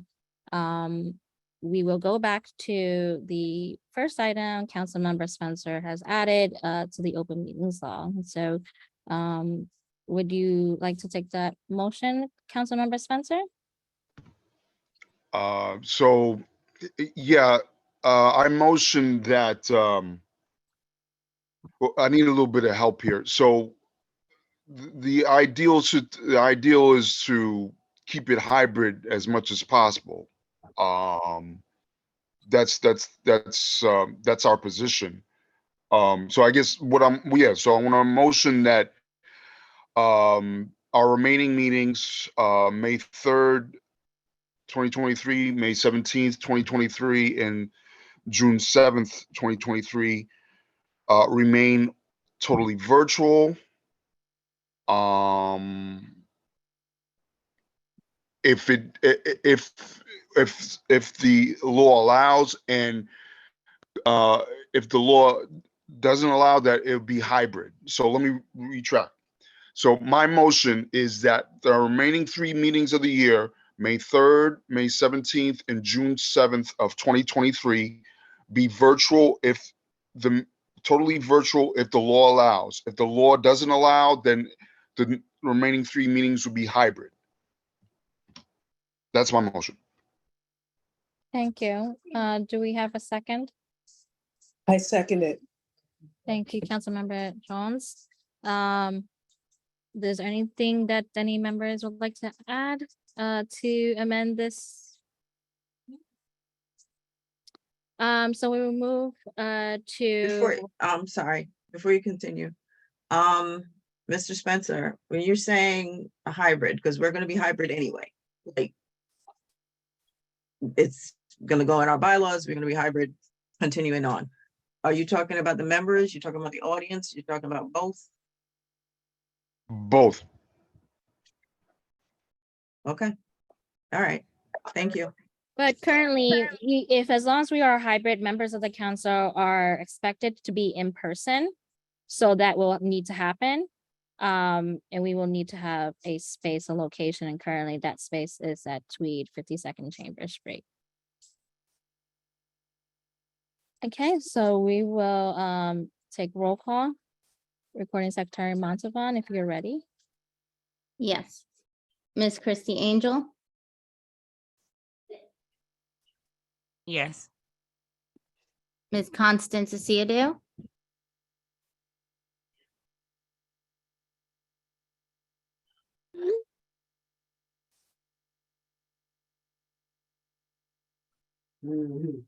Ms. Celia Green, Come back to me. Ms. Aisha Husband. Yes. She puts a yes. Ms. Patricia Jewett, Yes.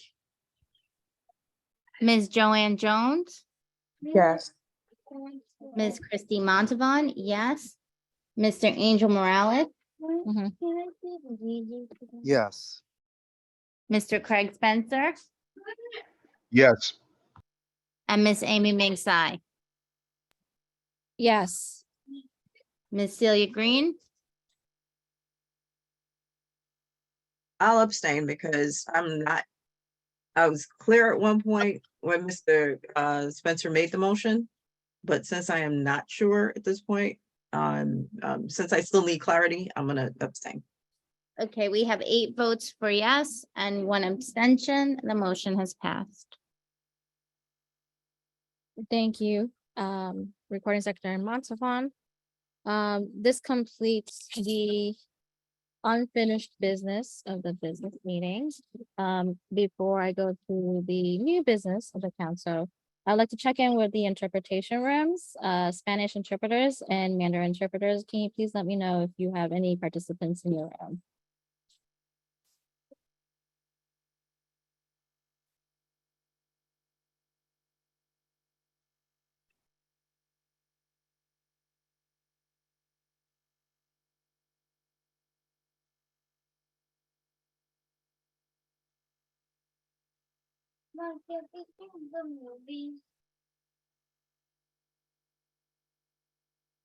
Mandarin line interpreters. Yes. Do you have any participants in your room? I don't see it. You don't hear anyone? Yeah, I don't see it. Sorry. Spanish interpreters? I don't see anyone from my end. Okay, and as well as your colleague. Hello? My colleague is probably he just stepped out for a minute. Okay. So there's no participants in the interpretation room. And you haven't had any participation in the room, right? I actually I wasn't looking at the chat room per se. I was just interpreting. Okay. Oh, the question, pardon me. The question was, did you get to see any Spanish participants in the chat room? No, in the room that you're in. In the room that we're interpreting, no. Okay. Co-President Green, would you like them to stay, or do you would like to? We can, more than likely, most people are not gonna show up now, so We're officially letting the interpreters go at 7:53 p.m. So thank you very much, and we will look to seeing you at our next meeting. Thank you. Thank you for having us. Thank Enjoy you. the rest of the Thank evening. you. Have a good Thank night. you. Thank you. Thank you. Also, Nice- Thank you. Good Thank night. you. Have a Good good night. thank you. Good night. Also, Co-President Tsai, Ms. Montalban had put in the chat that you have to step away for a second, okay? Thank you. And I am gonna step away for a second because I'm beyond the time that I have to break my. I will be back, but I'm stepping away. No problem. Thank you for letting me know. We will go to new business this evening.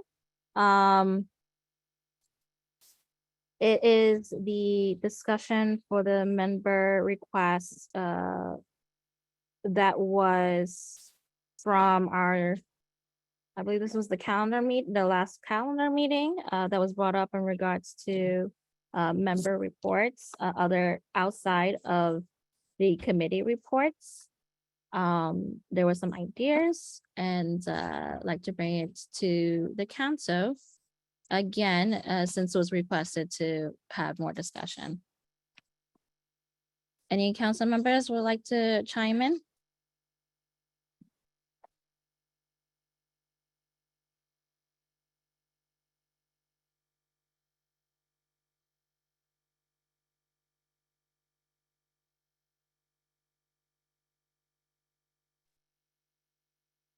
Co-presidents on the council? I mean, council members on the council?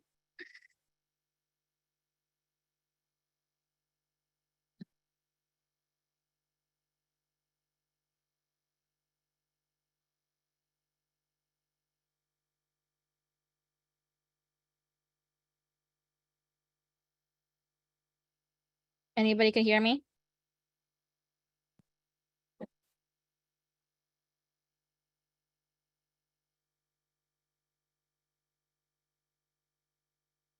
You're asking if anybody has feedback in regard to the reports again?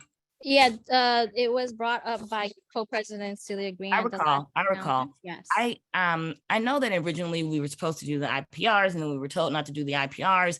But I feel if people are going to do their committee reports and report back on what they're actually doing, then at that point they can speak about what they've been a part of. I'm a proponent of not doing additional work on top of what you actually have to do if you don't have to. If you can get it done in one shot, then it's like, hey, this is what I've been doing and this is what you know, et cetera. But if people want to go back to turning in the paperwork, we were doing that as well. But time-wise, adding it as a vocal part of the meetings, I think it should be combined somewhere. Our meetings run long. Thanks. Thank you. Councilmember Spencer.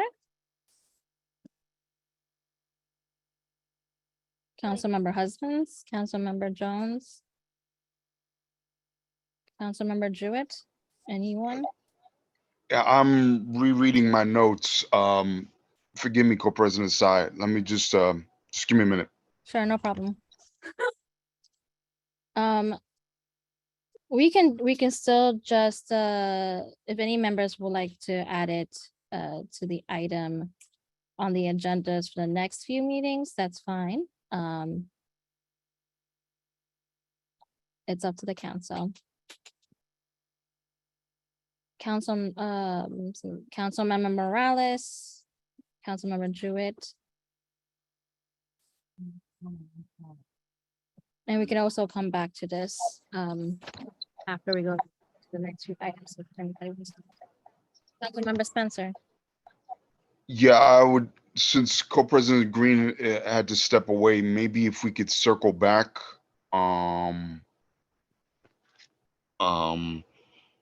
So she can chime in, if that's Sure. possible. That's fine. She's the one who brought it up. So we'll wait for Co-President Green to come back. We'll just jump into the next one, and if Treasurer Angel can just step in. This was just a reminder of member reimbursements. The best practice has always been member reimbursements be consistent as possible bi-monthly, so it's easier to process and receive your checks for member reimbursements. And so we are asking for members to submit their member reimbursements now for the last few months that you have not, so that we're not accumulating a whole bunch of paperwork to process, and that you can get your reimbursement process as soon as possible. We have May and June, so we do need to get these member reimbursements in place before it's locked, and you're not gonna get your money until here, Amy. next term. Sure. So Treasurer Angel, you can go ahead. Yes, thank you. So basically, for those of you who have not put in your reimbursements, we're going to need those to be submitted to the council for reimbursement. We do want to make sure that we have that in before the end of May. As you know, it gets crunch time at the end of the year, and everyone is submitting requests. And there are several people who have not submitted for the entire year. And that means that's a lot of paperwork that we need to submit and that will be submitted. If we do not get that in before or by June 30th, that will become the burden of the next council coming in, and it will come out of their budget. So we do want to make sure that you guys are reimbursed and you have everything that you need. So if you could please, if you need the forms again, we'll make sure to send those out. If you need help filling out anything or in a different format, let us know. If you could just please try your best to get those in as soon as possible and or by the 30th of May. And we were also able to get all of the purchase orders in. The district is going to help us with the dinnerware for the June event, simply because Amazon is no longer a vendor. So some of our items had to go to different vendors, but it still worked out. I can forward the email today to the members so that they can see the final posters with the edits that were requested and the banners that were requested. And we were able to get the purchase orders out to the vendor. One more has to go out to YAI, but we were able to get it out to the caterer. I am in my next thing, I'll give you the update of when I'm looking to have an outreach meeting so we can nail down the tidbits of what will be happening in the actual June event. I think that is it for the budget. We did pretty good this year, so I'm proud of everyone. We didn't leave too much on the table, maybe a couple $100 if. So we did pretty good, but the most part is let's just make sure we get those reimbursements in. If you need anything, I can send you the forms, or we can let Ms. Verdejo, I know that she has access to them as well. I don't want to, we have an AA now, so I'm excited. So if we need those documents, if you need any help, that is my Treasury update. Thank you guys so much. Thank you, Christy. You're welcome. Oh, wait, Mr. Spencer has a question. Councilmember Spencer. Thank you, ladies. Yeah, so that was, thank you, Treasurer Angel, for answering my email from last week. I want to start trickling those in because I know you got a lot on your plate. So yeah, so how, Co-President Sai, how is this going to work? Does Ms. Verdejo have, is her official email address set up? Do we send it to the council, or how are we going to? So I'm gonna refresh your memory because you've been on this council for years. And I know it has been a while since you've submitted your member reimbursement. So we will just be very clear to move on this process since we are really late in the year and you have many months to catch up. Fill out your forms. If you are filling it out for childcare, please fill out the childcare forms. If you have other expenses that you are trying to request for reimbursement, please submit your receipts for them. And please make sure that they're matching with your form, your childcare form, and your receipts with what you're filling into the form with. The meeting, the date, the month, make sure, because we have received some replies that like they weren't matching from the SGO, and so just make sure that you can get it correctly before it comes for approval. And so Treasurer Angel or myself or Co-President Green will need to sign off on those approvals, and then once they are ready and set, Ms. Verdejo and Mr. Gonzalez from FACE was supporting her on the training to get it all started through FAMAS. They will process it, and as we know, it takes a while through Central to process all these member reimbursements, and it will go through Postal. So just give it a time. We are trying to process it as quickly as possible. Follow up with the SGO and make sure that it's in the mail for you. And with the holidays kind of like, coming in and out, it's just a little bit of a delay. So if you can get those to us right away, they are off on Friday. It's Eid. So Monday, please put it in as quickly as possible so we I can. want to interject just for the record, because I am still keeping a tracker for what we're doing treasury wise and what's going in and out. I still need the W numbers for people who have gotten reimbursed so that I can track who actually is getting money, what may be stuck, etc. Yeah, so we're gonna get the SIPs, and we're gonna get the SIPs for record, because we've had archive all of the SIPs with our previous AA, Ms. Garcia. So right. Yes, and she Yeah. always gave them to me. I don't have so any of them we to have record we have all of that, and Ms. Verdejo has seen it. It's in the binders. There's hard copies and there's digital copies. So we will track down everything of documents that we need from hard copies of all of the reimbursement documents, receipts. Thank and you. That wasn't quite what I was saying though. I just need the W numbers based off what people have done this year, so that like if Craig had an issue as treasurer, I can go back and talk to, the AA and say, hey, we need to look at, et cetera, which is what myself and Mrs. Verdejo have to do for the remainder of the year to make sure that everyone gets what they need. But for my tracker, I want to make sure people who have already submitted have their items, and generally the SIPs would be, when she's able with Jose to start sending me the ones that we've already done, I need to track those. No, yeah, so we are working on that. And just for Councilmember Spencer, the only reimbursement that he has submitted was July. So you will need to submit August and on. I believe Miss Councilmember Montalvan has submitted up to October. I think November. No, that's great. So but I'm just giving you the I just context wanna of what's be going able on. to Yes, just and track correctly, then please. also just so that we can track the matching of the reimbursement line on the budget, so it's not going over, so that we don't affect the financial budget for the next term in July.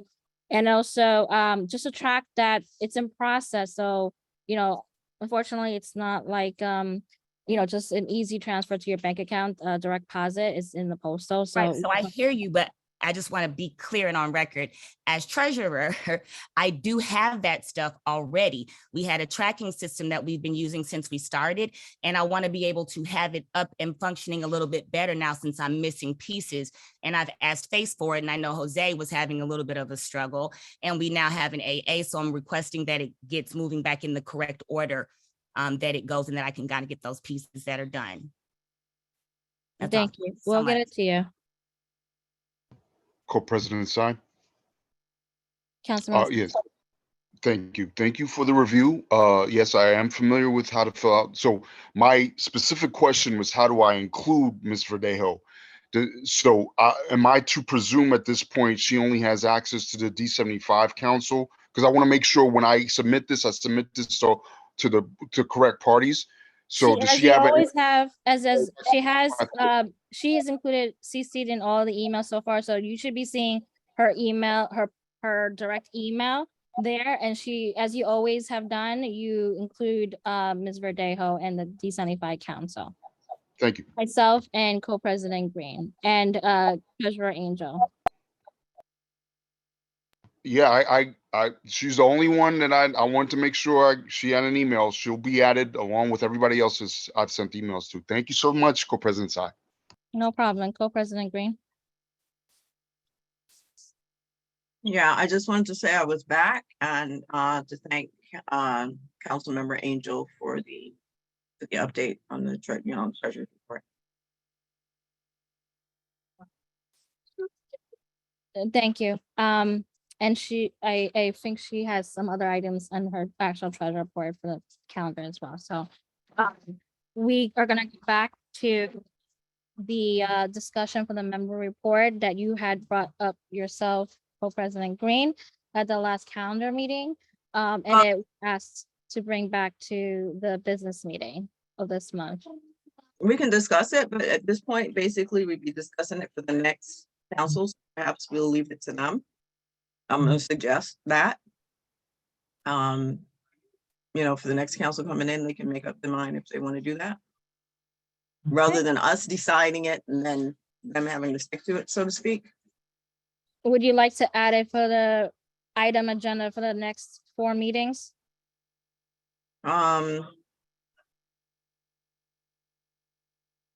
Maybe for the May calendar meeting or the business meeting and the calendar meeting.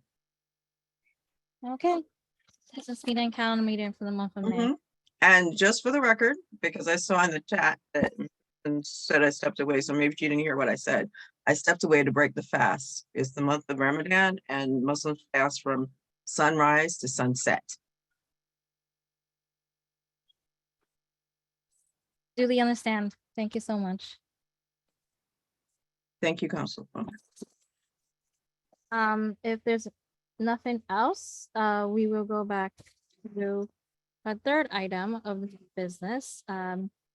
It's just a reminder of anything to wrap up the end of the year, and this term for the council. So any committee work, any email accounts or social medias that you're working with, we just want to make sure that we have that archived again, on the council as record, that we're indicating that things were being facilitated and having workshops and meetings, and then also be able to transfer over to the next term of members who will be facilitating those standing committees and possibly ad hoc committees that we had. Any council members like to chime in?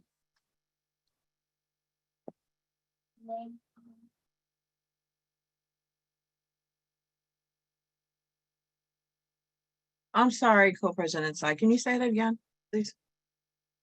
Would any council members like to chime in regards to the just a reminder of all of the committees of their work from items on their presentations or reports, any of their social media handles or emails that they have for their committees? Wrap up the end of the year in term for record.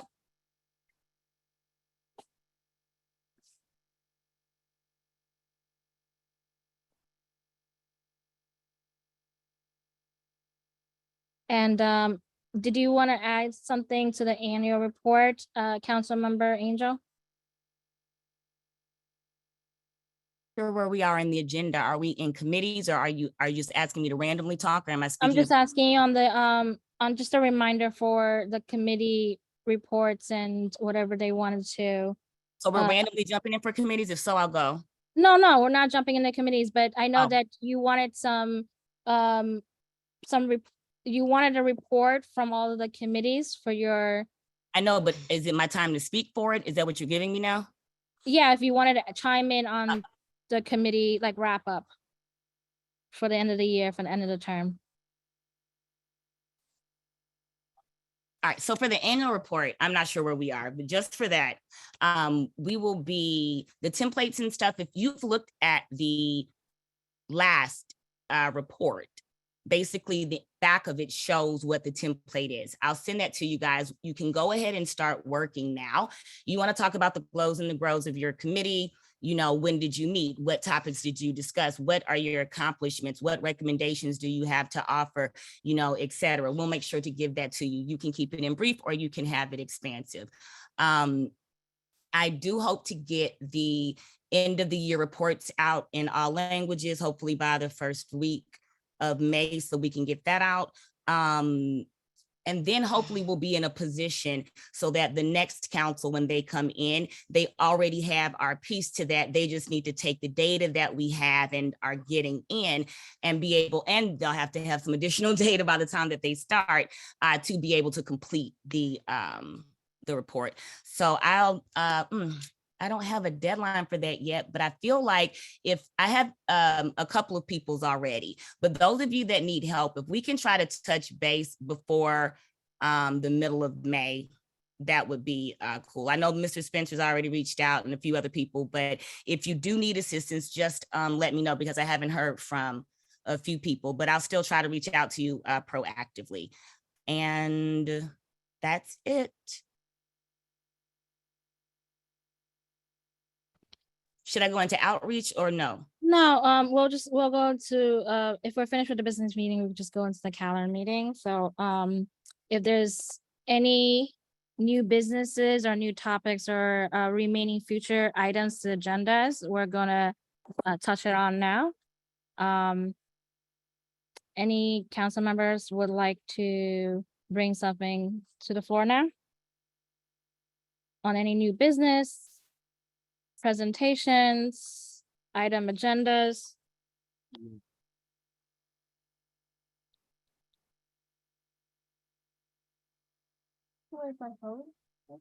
Councilmember Spencer, you always have something to add for topic?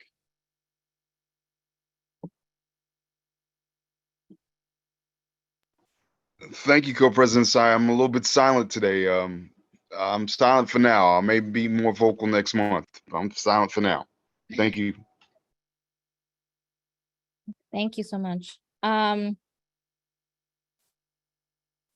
So I guess we can just email correspondence, any items want to be added to the next few meetings and presentations, any asks. And I know committees are also working on items too. Councilmember Spencer. Yeah, just as a reminder, because if we could put it on the May 3rd agenda, just to update from Shona on how the summarizing how that whole process, how did that come about? And that way us as a council has an opportunity to let her know of any challenges that we've run across that we can report to her. Maybe she'll have a solution come time our calendar meeting on the 17th. So if that could be added to the agenda on the 3rd, that's our respectfully request.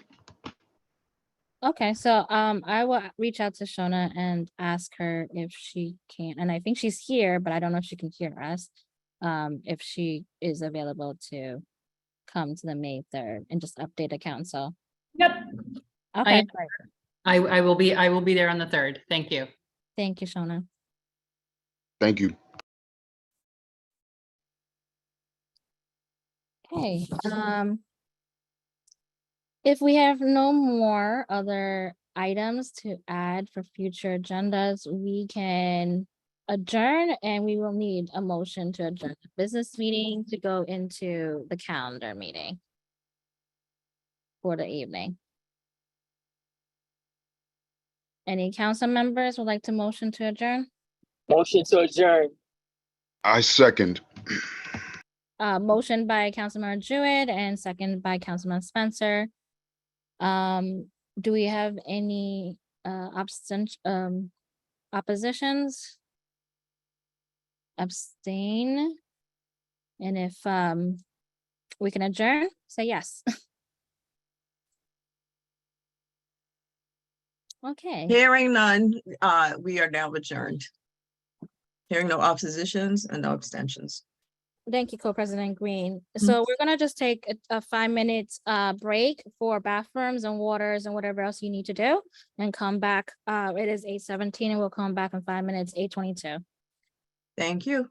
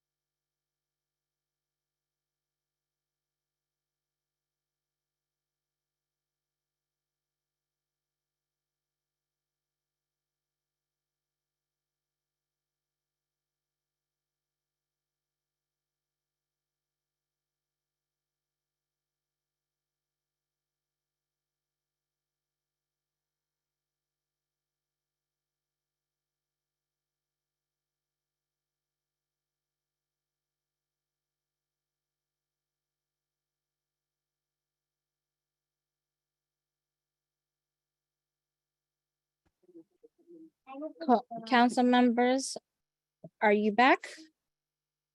Can you let me know? I'm back, co-president Tsai. Okay, thank you, Co-President Green. Councilmember Montalban, great. Councilmember Spencer, great. Councilmember Jones, Morales, Angel, Husbands, I'm here. Jewett, Councilmember Asudu, I'm here, Councilmember Jones. thank you.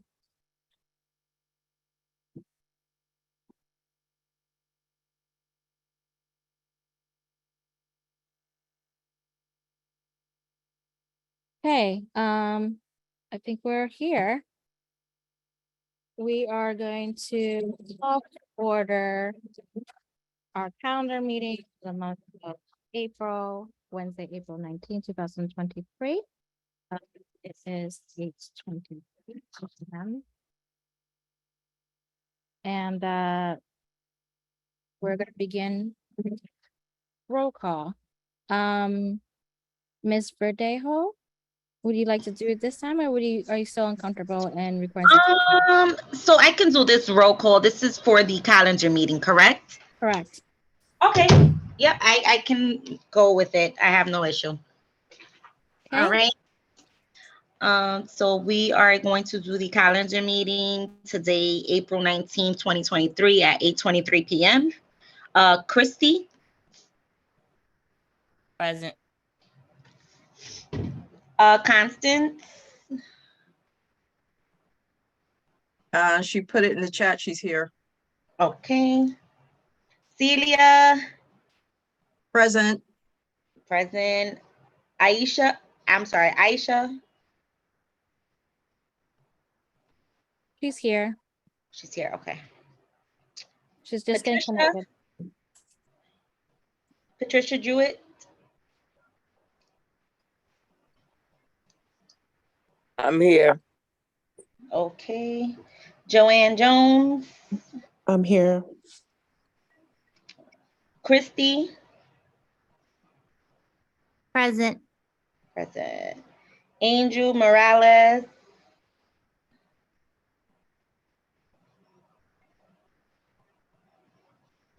Angel.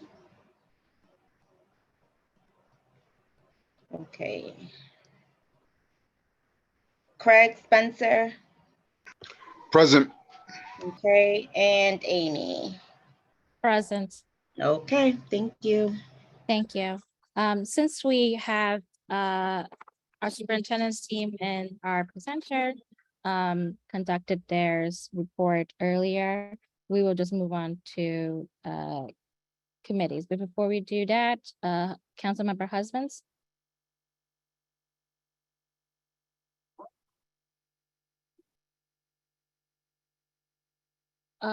Before we go to Councilmember Husbands, I completely forgot. We need to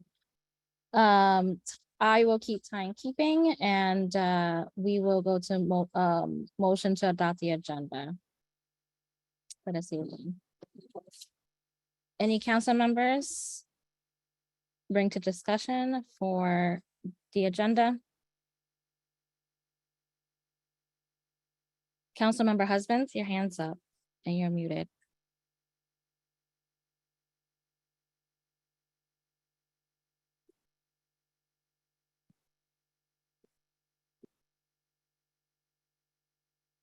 Okay, we are present. And any council members would like to motion for the agenda this evening? Council, sorry. Co-President Tsai, can I make a suggestion that we ask to move the oh my God. Move the general public comment up because right now it's 8:26. And just so that the audience does not have to. I mean, not that it's not lovely that they stay with us, but so that if they do want to say something, they can before, the end of the meeting comes. Any council member would like to chime in? And if everybody's okay, we can do that. Any council members? Okay. so Councilmember Spencer gave a thumbs up. thumbs up. Yeah, so I think that it'd be fine. Okay. We could move up to public comment. If that's it, we need to have a council member motion to adopt the agenda with moving up the public comments. So motion, Co-President Sai. Thank you. Can we have a second, please? Second. Motion by Councilman Spencer, second by Councilmember Jewett. Ms. Verdejo would like to do a roll call, or would you like to hand it over to Recording Secretary Montalban? Hand it over, please. No Thanks. problem. Recording Secretary, Ms. Montalban? No problem. Okay, so we're going to vote to adopt the agenda with the change of moving up a public comment. Ms. Christy Angel, Yes. Ms. Constance Asiadu, I believe she put yes in the chat. yes, I see. Ms. Celia Green, Yes. Ms. Aisha Husbands. I see yes in the chat. Ms. Patricia Jewett, Yes. Ms. Joanne Jones, Yes. Ms. Christy Montalban, yes. Mr. Angel Morales,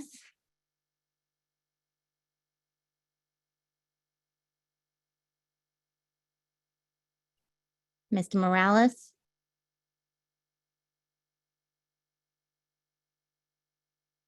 Mr. Craig Spencer, Yes. and Ms. Amy Ming Tsai. Yes. Okay, we have 9 votes for yes. The motion has passed and the agenda is adopted. Thank you. So we will just begin with the public comments. If we have any participants that would like to ask a question or make a comment, please raise your hand or put in the chat.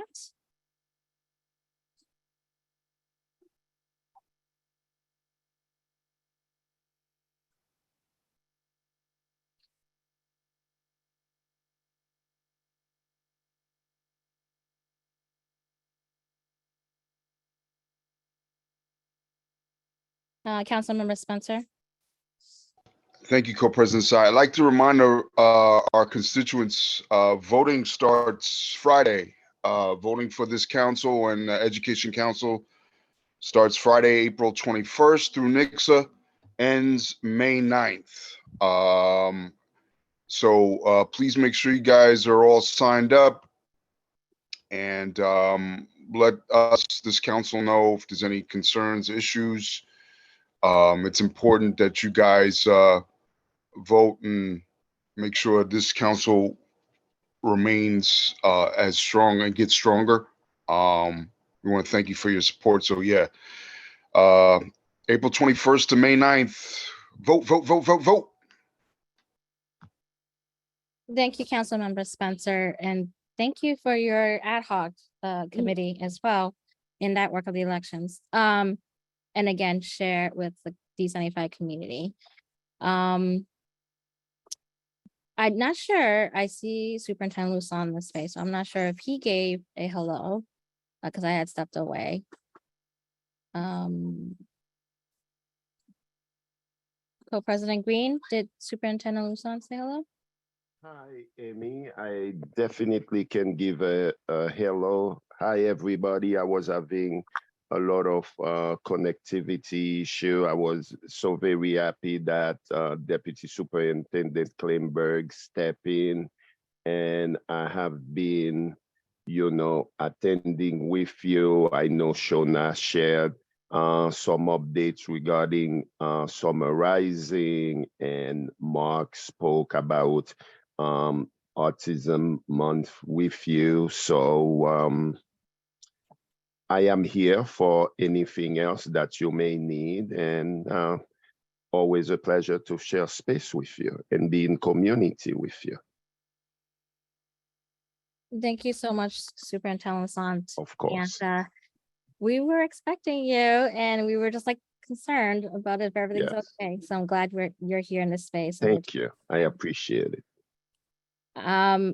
we will continue with public comment. If not, we can go to our committee reports. Is there anybody here who would like to give a comment from the public?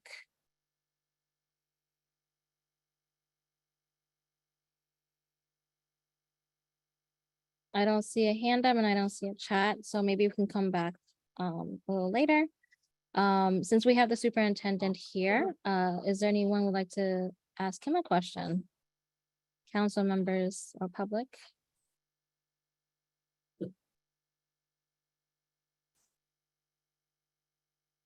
It's a very quiet night today. But I'm sure everyone's very busy.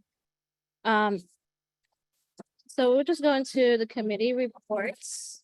We will jump into Councilmember Angel. Would you like to share your committee report for the committees you host? Sure, I'll be brief. The outreach committee, we are going to try to have a meeting on the first week of May to line out the final things that we're doing in regard to who is being awarded what, how many people, et cetera, so we can have that out, and so that council members can also participate in the survey to give the names of the people that they want to present awards to as well. And we will still be reaching out to the district to ask for the assistance in giving us principals to submit for the award. Aside from that, as I mentioned earlier, we do have the ball rolling with the purchase orders. The district is so kind to partner with us this year, and they're helping us with a tremendous amount with Baruch and with the dining and everything. So hopefully we'll be able to line out the food items closer to, well, by May 1st in that meeting. Hopefully we can line it out. If not, hopefully beforehand. It's not going to be, we're not at a hard deadline for that. I do want to make sure everyone is satisfied, since we do have a range of options. As I stated, the banners, I'll email that out after I finish the report. The finalized banners does have all of the requested items with the emails and things of that nature, and the expansion of children in the flyer and things of like that need with diversity, et cetera. I cannot think of much more. We do have the Parent Empowerment Conference coming up on May 5th, and it's more parent-centric. We will have different things for our parents on that day with presenters. We are locking down the final one from Parent to Parent. We have some mental health stuff from NAMI, as well as Include NYC. So I'm really excited about that. And the save the dates will be going out.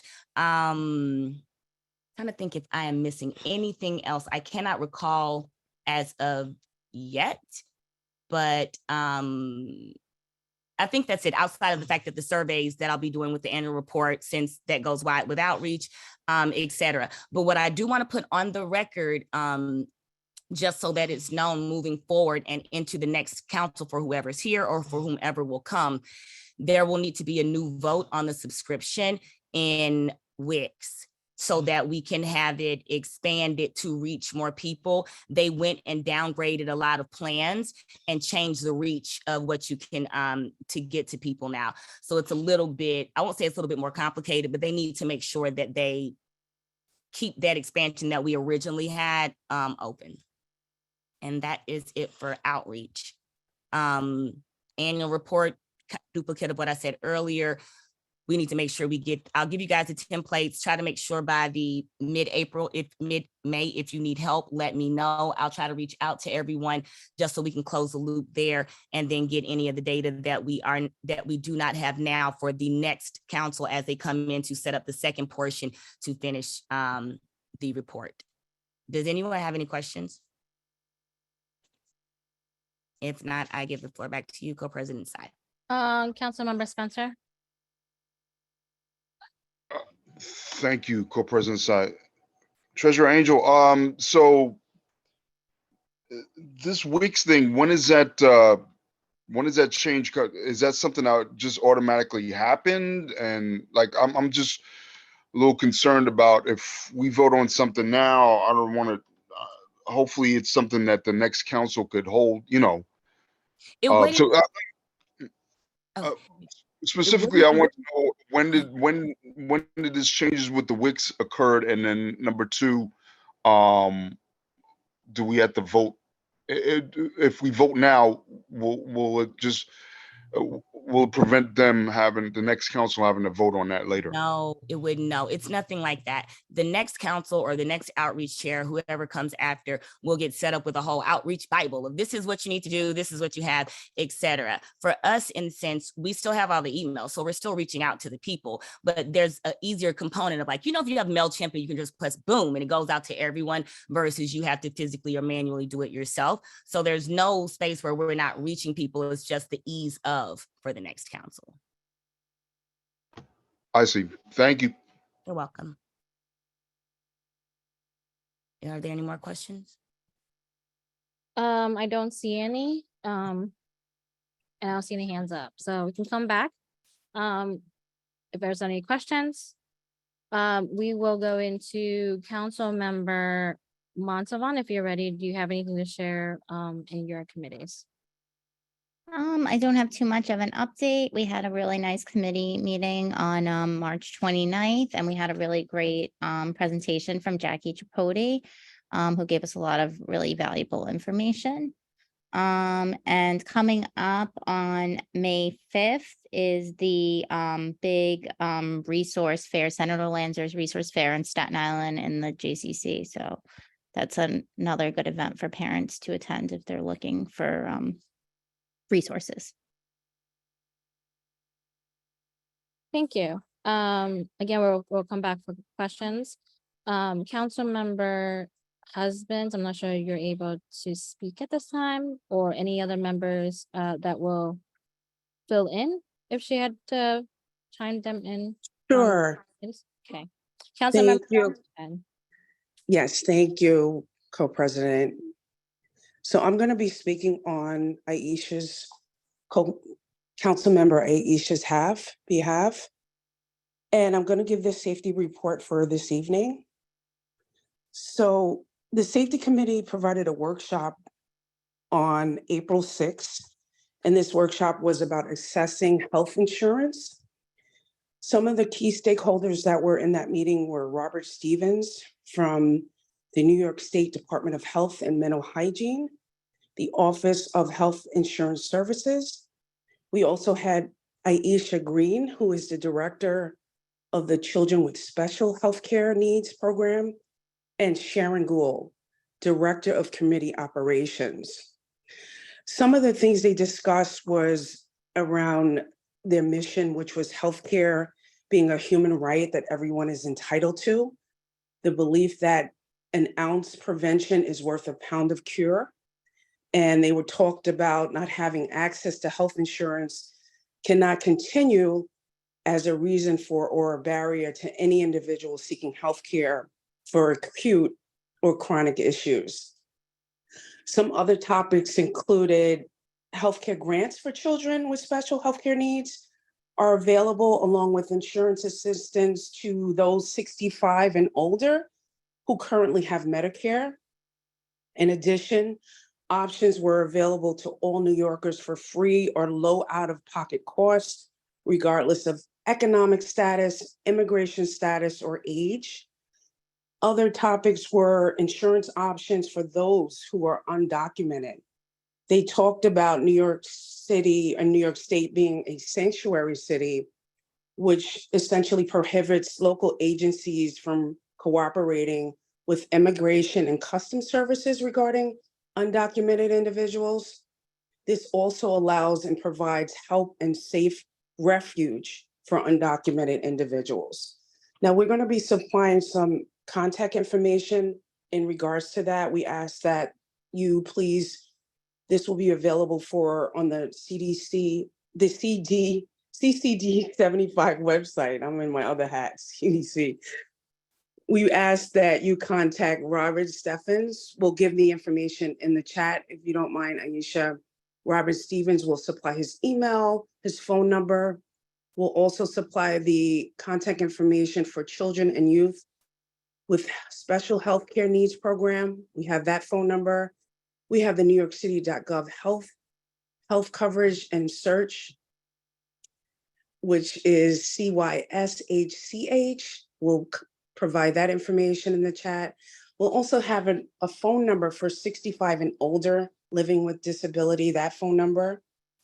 And lastly, we just want to talk about an upcoming event that we have, which will be held on May 9th. This was a continuation of part 2 of Navigating Puberty and Sexuality workshop.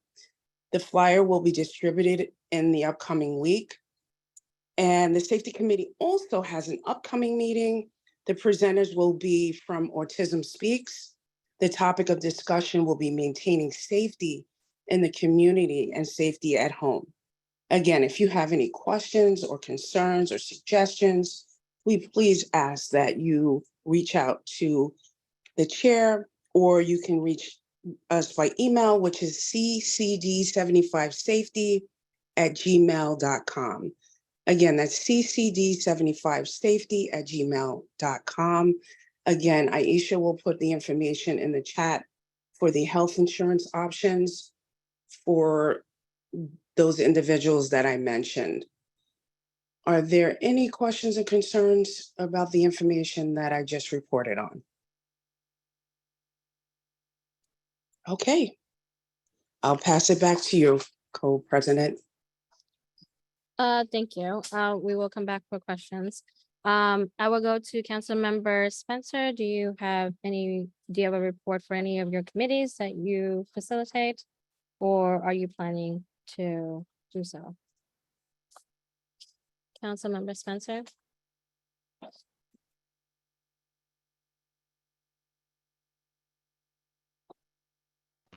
Apologies, Co-President Sai. Yeah, so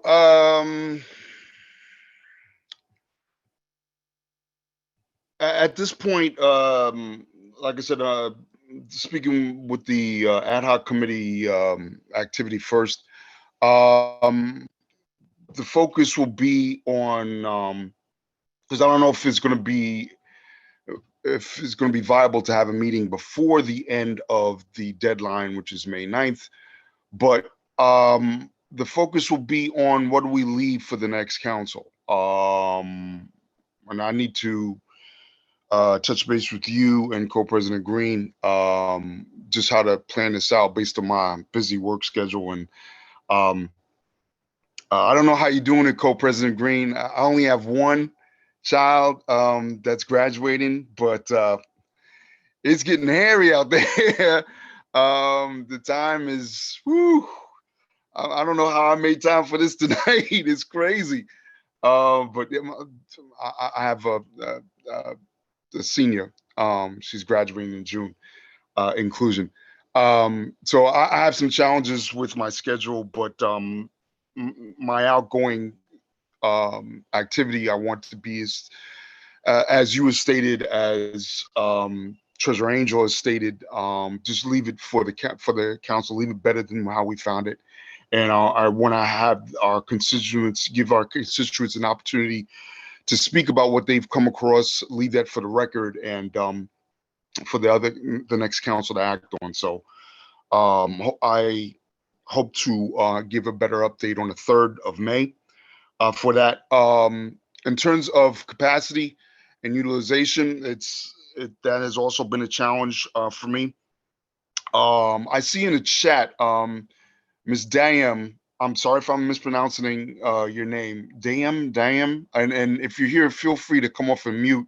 Can you let us know what school you're inquiring about? And I have a co-chair, Ms. Constance Sidu. I don't think she's able to unmute, but if you can't come off mute, Ms. Dayam, just leave it in the chat. What school you're inquiring about, and maybe we can take a look at that. The process that she's asking for is in reference to any repairs and what the status of that. That's part of the committee. Not only capacity, but not only utilization, but capacity, but in terms of school construction authority and keeping our schools safe and things of that nature. And to that end, I will work with Constance and to do our best to give our constituency an update on that before the end of the school year. And that's the best that's the best report I have for you guys at this point. I appreciate your understanding and you being here. Okay, so she's saying P7373R in Staten Island. Okay, all right. So Ms. Dam, duly noted. Thank you so much. I'm glad I'm pronouncing your last name correctly. And if you can email, I will I'll message you the email, your information, and that way we can contact you. And when we have an answer. Matter of fact, I will put the email on the chat in terms of any questions regarding that. Both emails for both committees. And that's what I have for you guys. Now, Constance, you have anything else you want to add as co-chair of the capacity committee? I'll monitor the chat because I know you have problems unmuting. I don't know if she's well, that's where we stand at this point, Co-President Tsai. And we'll be in touch with you and Co-President Green and give an update on the council and our constituents on the 3rd. Thanks for the time. Thank you. For the school's wish list, the capital plan requests, they're still being assessed by school construction authority, and actually tonight they are trying to pass the capital plan budget through the panel for educational policy as to what that will look like for the city council.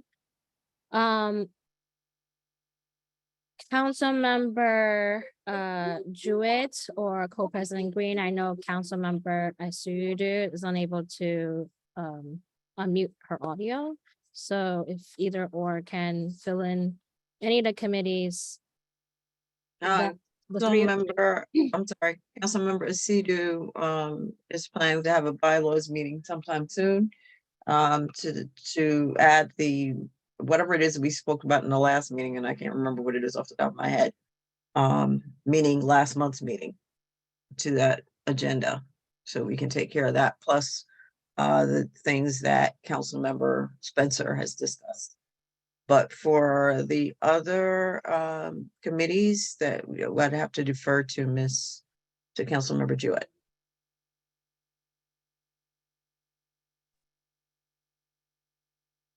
Councilmember Jewett, are you there?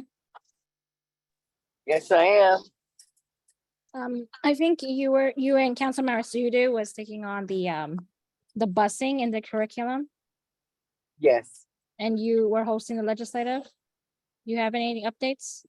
We're working on the dates. As soon as we have the dates, we'll definitely be emailing the suggestions out. Thank you. So do we have any other council members committee that you did not mention?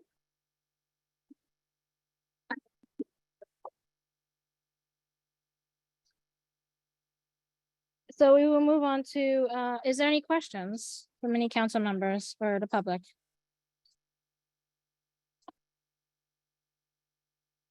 Okay, we will move on to the report from co-presidents. Co-President Green, may you please go ahead and share? No, so mine is short. CPAC is tomorrow, so I'll be there.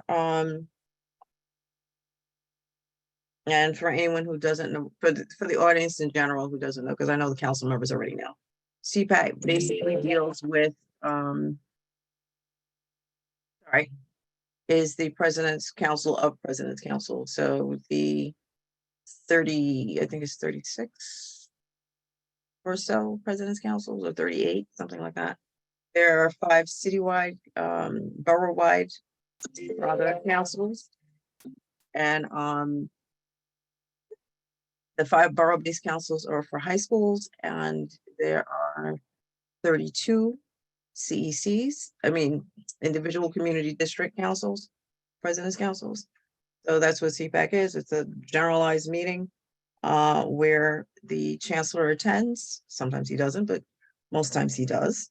And we get to ask questions and work on different topics. So apart from CPAC,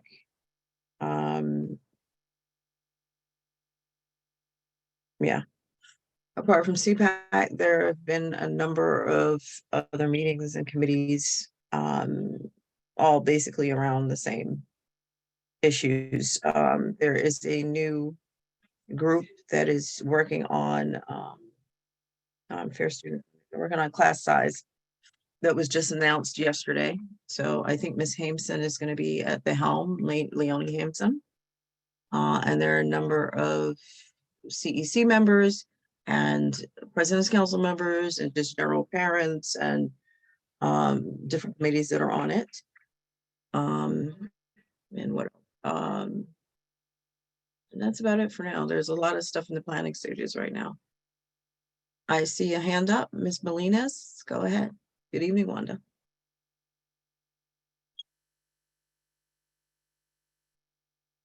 Ms. Molinas. Let's just come back because let's just complete this and then Okay. or a question if she has a comment. No problem. Thank you. right. Is that it, or did you have anything else to add? That's it off the top of my head for now. Okay. So I go up with my report. So since our last calendar meeting, there has been I would say joint public hearings, maybe of just a 3 or 4 handfuls that we had. Joint public hearings are the hearings on new siting co-locations or other co-locations that are coming into the campus that we are at for District 75 site. So tonight is the actual panel for educational policy for utilization on 6 D75 proposals. And it's actually currently happening during public comments. And the 6 that is posed tonight consists of 1 in Manhattan, an elementary school, new site for D75, 1 in Queens for an elementary site, and 1 in Staten Island, which will only be a siting for charter to be in the Bertrandis campus, which is co-located with 37R. There's 3 proposals in the Bronx. And the one that is a concern to the D75 community is the proposal that is brought up for renewal for long-term, and Councilmember Spencer may be familiar with that proposal. It is 754X in District 7. And there's a concern around safety. So I encourage members on the council to continue to be in spaces around the utilization. It's important that the voices are heard in regards to the concerns that you or what you have heard be in this space. And the President's Council has rescheduled their meeting from this Thursday to next Thursday, April 27th, and it will be fully virtual. They also have their support group, I believe it's on the same day, and it will be in the afternoon. So anybody would like to jump in to their President's Council meeting, please do. It will be fully virtual. And there is the elections for the parent associations and parent teacher associations in District 75 being facilitated now and between June. So please encourage your schools to start the process of the elections and what was shared earlier, and as well as sharing the voting for the CECs, 1 to 32 D75 parent member seats, and then the citywide Council on Special Education D75 parent member seats, and here on citywide council for District 75. And I believe Gloria Christino, who is a working consultant for family and community engagement phase, she's been in contact with members on the council to just have conversation around how the support system would look like for the number of D75 parent members we will have for next term.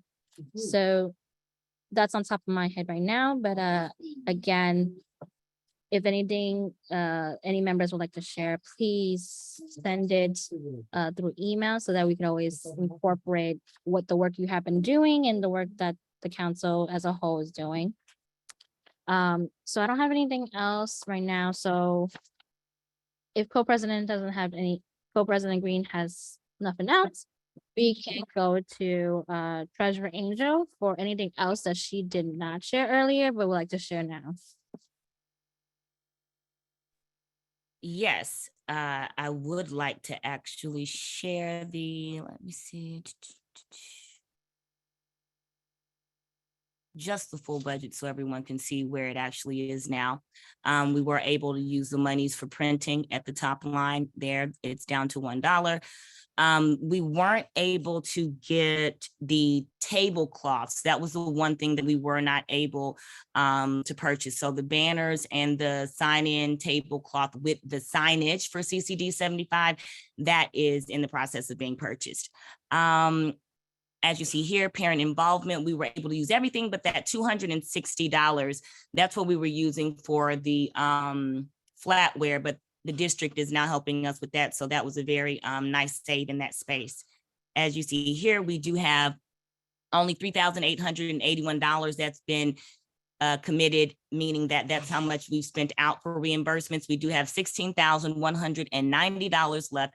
So as we did say before, if you could please turn those, some people are starting to send them in now. So thank you for the council members that are sending them.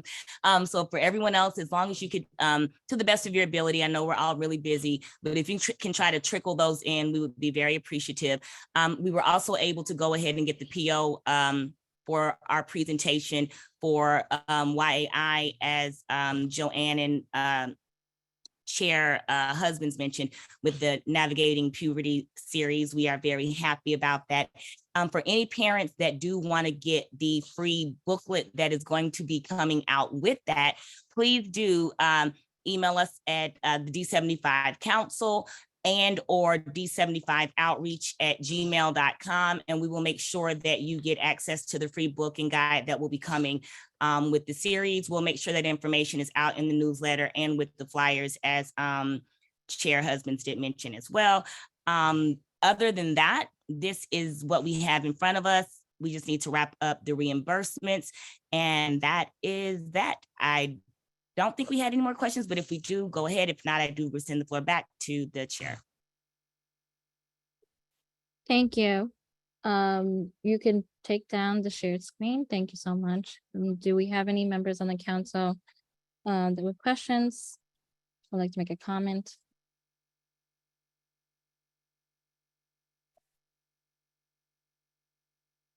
I see none for right now. And I know Christy Montalban, I believe she stepped away for a minute. So we will go to the next, and if need be, we'll come back. Any other approvals for this evening that council members would like to address?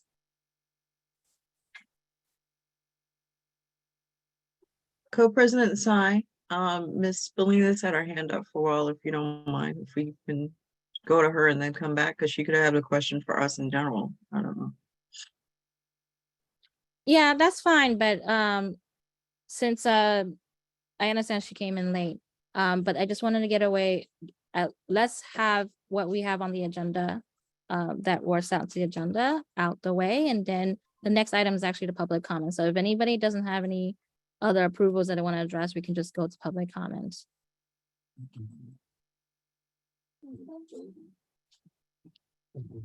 Okay, so you just Wanda, you can unmute yourself. Thank you. I just want to make an announcement. I'm working with the People's Money with the Civic Engagement Commission, and the major initiative with participatory budgeting, starting in May the 1st through June the 30th. We're gonna be having the citywide voting, and the Bronx amongst the 5 boroughs is the only one that has 2 projects that will be impacting our community directly. There's 2 projects in it. Ms. Sasha is fully aware, as long as as well as Mr. Huggard. They being briefed of the 2 projects that are in the ballots. These amongst the projects in the Bronx, there are 8 projects in the ballot, but there's 38 projects in general to be voted on that comprise the entire city. The 2 projects that are going to be in the ballot that affects us directly is called the summer program that will be impacting our students ages 11 to 18. And it's gonna be from mid-August to September. And the other project is called Autism at Work. Those projects are the only ones that impact us directly because it's affecting the disabilities community.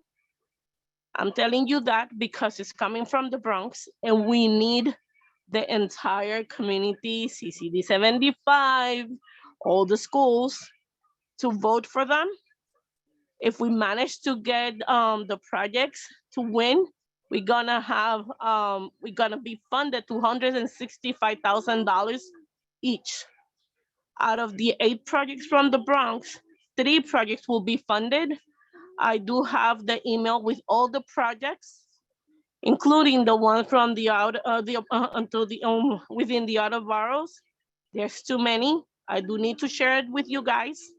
I need to make sure that I have your email correctly because I need to share all the projects that are out there. But again, the elections are gonna be between May the 1st and June the 30th. I will go into more details. Right now, I know I came a little late, very, very late. So I don't have it at hand, but eventually you will get to see it because this is gonna be really, really important. It's gonna, if we get funded, the project will be funded and it's gonna be between July and the first week of September. It's $265,000 for 3 it's gonna be $265,000 each for 3 projects in the Bronx, but they have different funding for the other projects within the city or the 5 boroughs, as it may. But I have to share with you the entire email with all the projects that are in the ballots. But it's working with the Civic Engagement Commission and the People's Money Initiative from the Mayor and the expense projects. That's all I needed to share. Thank you for the opportunity. Thank you. If there's any public comment, please raise your hand or put in the chat.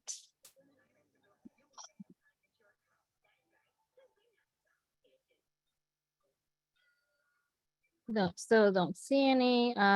If any council members have any council member Spencer. Thank you, Co-President Sai. I'll try to be brief. Good evening, Ms. Balina, Senora. Gracias.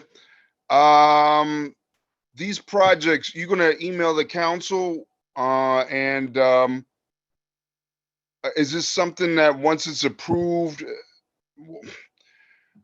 what I guess what I'm getting at is our next calendar meeting is the 17th of May, and it sounds like it's important enough that we may need to, approach this again. And when will you be able to email that to us so we can take a look at it, review it, and see what we can do to help the folks in the Bronx out? It's gonna be I'm having surgery soon, tomorrow. So I'm gonna be out of it. So I'm doing a little bit of preparations. I was thinking in as soon as I go into my 1,000 emails, actually that one is in a little side note because I put a flag and a star in it. So I do need to send it directly to you. I usually send it via the Gmail account that the outreach that Miss Angel usually that's the one that I use to send any emails when it comes to anything CCD75. So that's the one that I was going to email it to. Excuse me, sorry, noise around me. All right. My apologies. No worries. I know So, you. sorry. Yeah, no worries. I want to give Treasurer Angel the floor. Thank you. Yes, hi, Miss Salinas, how are you doing? Hi, I'm good. You said you were emailing the outreach email? No, I haven't. Oh, okay. That's the email, the one that I usually when I rarely contact anybody from CCD75, the email that I use is the one that it's from the outreach committee. Okay. So that's the one that I was going to forward the email that I have with all the projects in it. So you get got to you. see it. Yeah, let's make sure we do that to the actual council, to the D75 council at schools.nyc.gov. So that can you share, can you put it in the chat so I can do a yes, ma'am. screenshot? Yes, I'll put it, I'll put it in for you. Okay, thank you. There's too many projects again, so I've been involved with this since November last year. It's a little bit more complicated and it's been hectic. So, but I was going to do it either I cannot do it tomorrow because it's been hard. So perhaps on Friday, wait for it.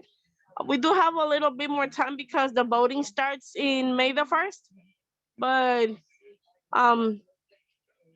very likely it's gonna be way before that because I wanted to spearhead it and perhaps not actually meet with you guys, all of you, at some point, perhaps meet in person, but if not, I'm via Zoom as well. So perhaps that's something that can be worked out with all of you.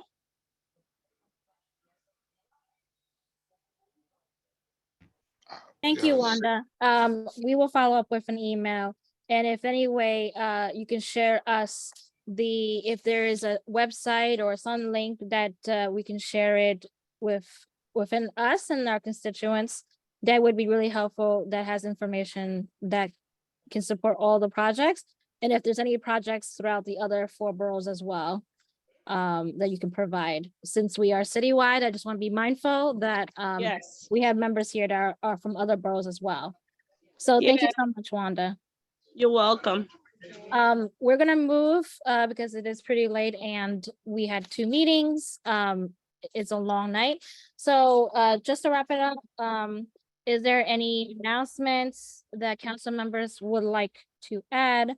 I know that President of President's Council, Andrea, I think she was anticipating to come, but unfortunately she didn't. So I know she was here for most of the meeting. Okay, so she was She here. was. She was. I don't know where she is now, but she was here. Okay, thank you, Co-President Green. So Can I ask a quick question before you close up? Councilmember Angel, you were saying there was a book. I don't know if it was a book or booklet or pamphlet or something from YAI. Not from YAI. YAI is going to be one of our presenters on the 6th of May for the Parent Empowerment Conference for the Navigating Sexuality series that Outreach and Safety has worked on collectively. We found that there was a huge space where our children need a little bit more guidance when it comes to sexuality, when it comes to knowing about themselves and, being positive and understanding how normal it is and helping parents even start these conversations. There's so many layers to it. And so we decided to collectively start a book series. And the first one we have been giving it out. So if you guys email us, we have it at aishaandchristy.com where you can go on the waiting list because we are also starting a parent support group for this as well, because, we realize parents need as much support parent to parent as we do for our children. So you can email us at D75 outreach committee at Gmail, or you can go to aishaandchristy.com, and that'll put you on the waiting list so we can be with the support group and, you know, have all the add-ons once we do the second, Navigating Puberty and Sexuality series on May 9th. Thank you, Councilmember Angel. You're more than welcome.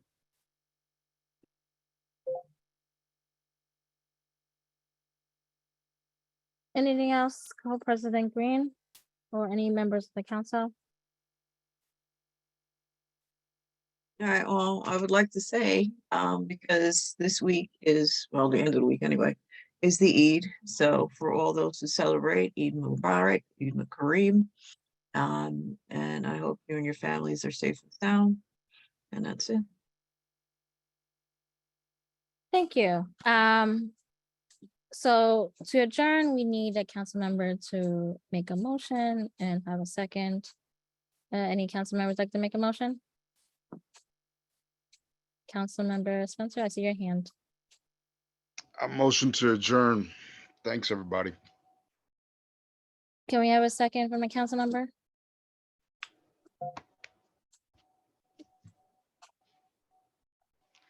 I know you all want to leave, so need a second.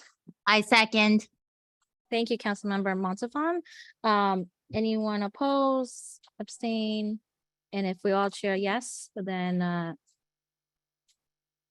motion by Councilmember Spencer and seconded by Councilmember Montavon, we are adjourned for the council, for the calendar meeting of this evening, and both meetings at 9:13 p.m. So I wish everyone to have a great evening and week and weekend. And so we meet again. And thank you, Superintendent Lusant and his team that's still here. Absolutely. And good night, everyone. Eid Mubarak. And so take good care until we meet again. Please remember, we are only a call, a text, an email away. We want to support as much as we can and best we can. So good night. Thank you. Good night. And thank you to all of your team for being at the Yes. joint public hearings. I know that they were Absolutely. exhausting. They were doubled or tripled some nights, so thank you. Thank you, team. Okay.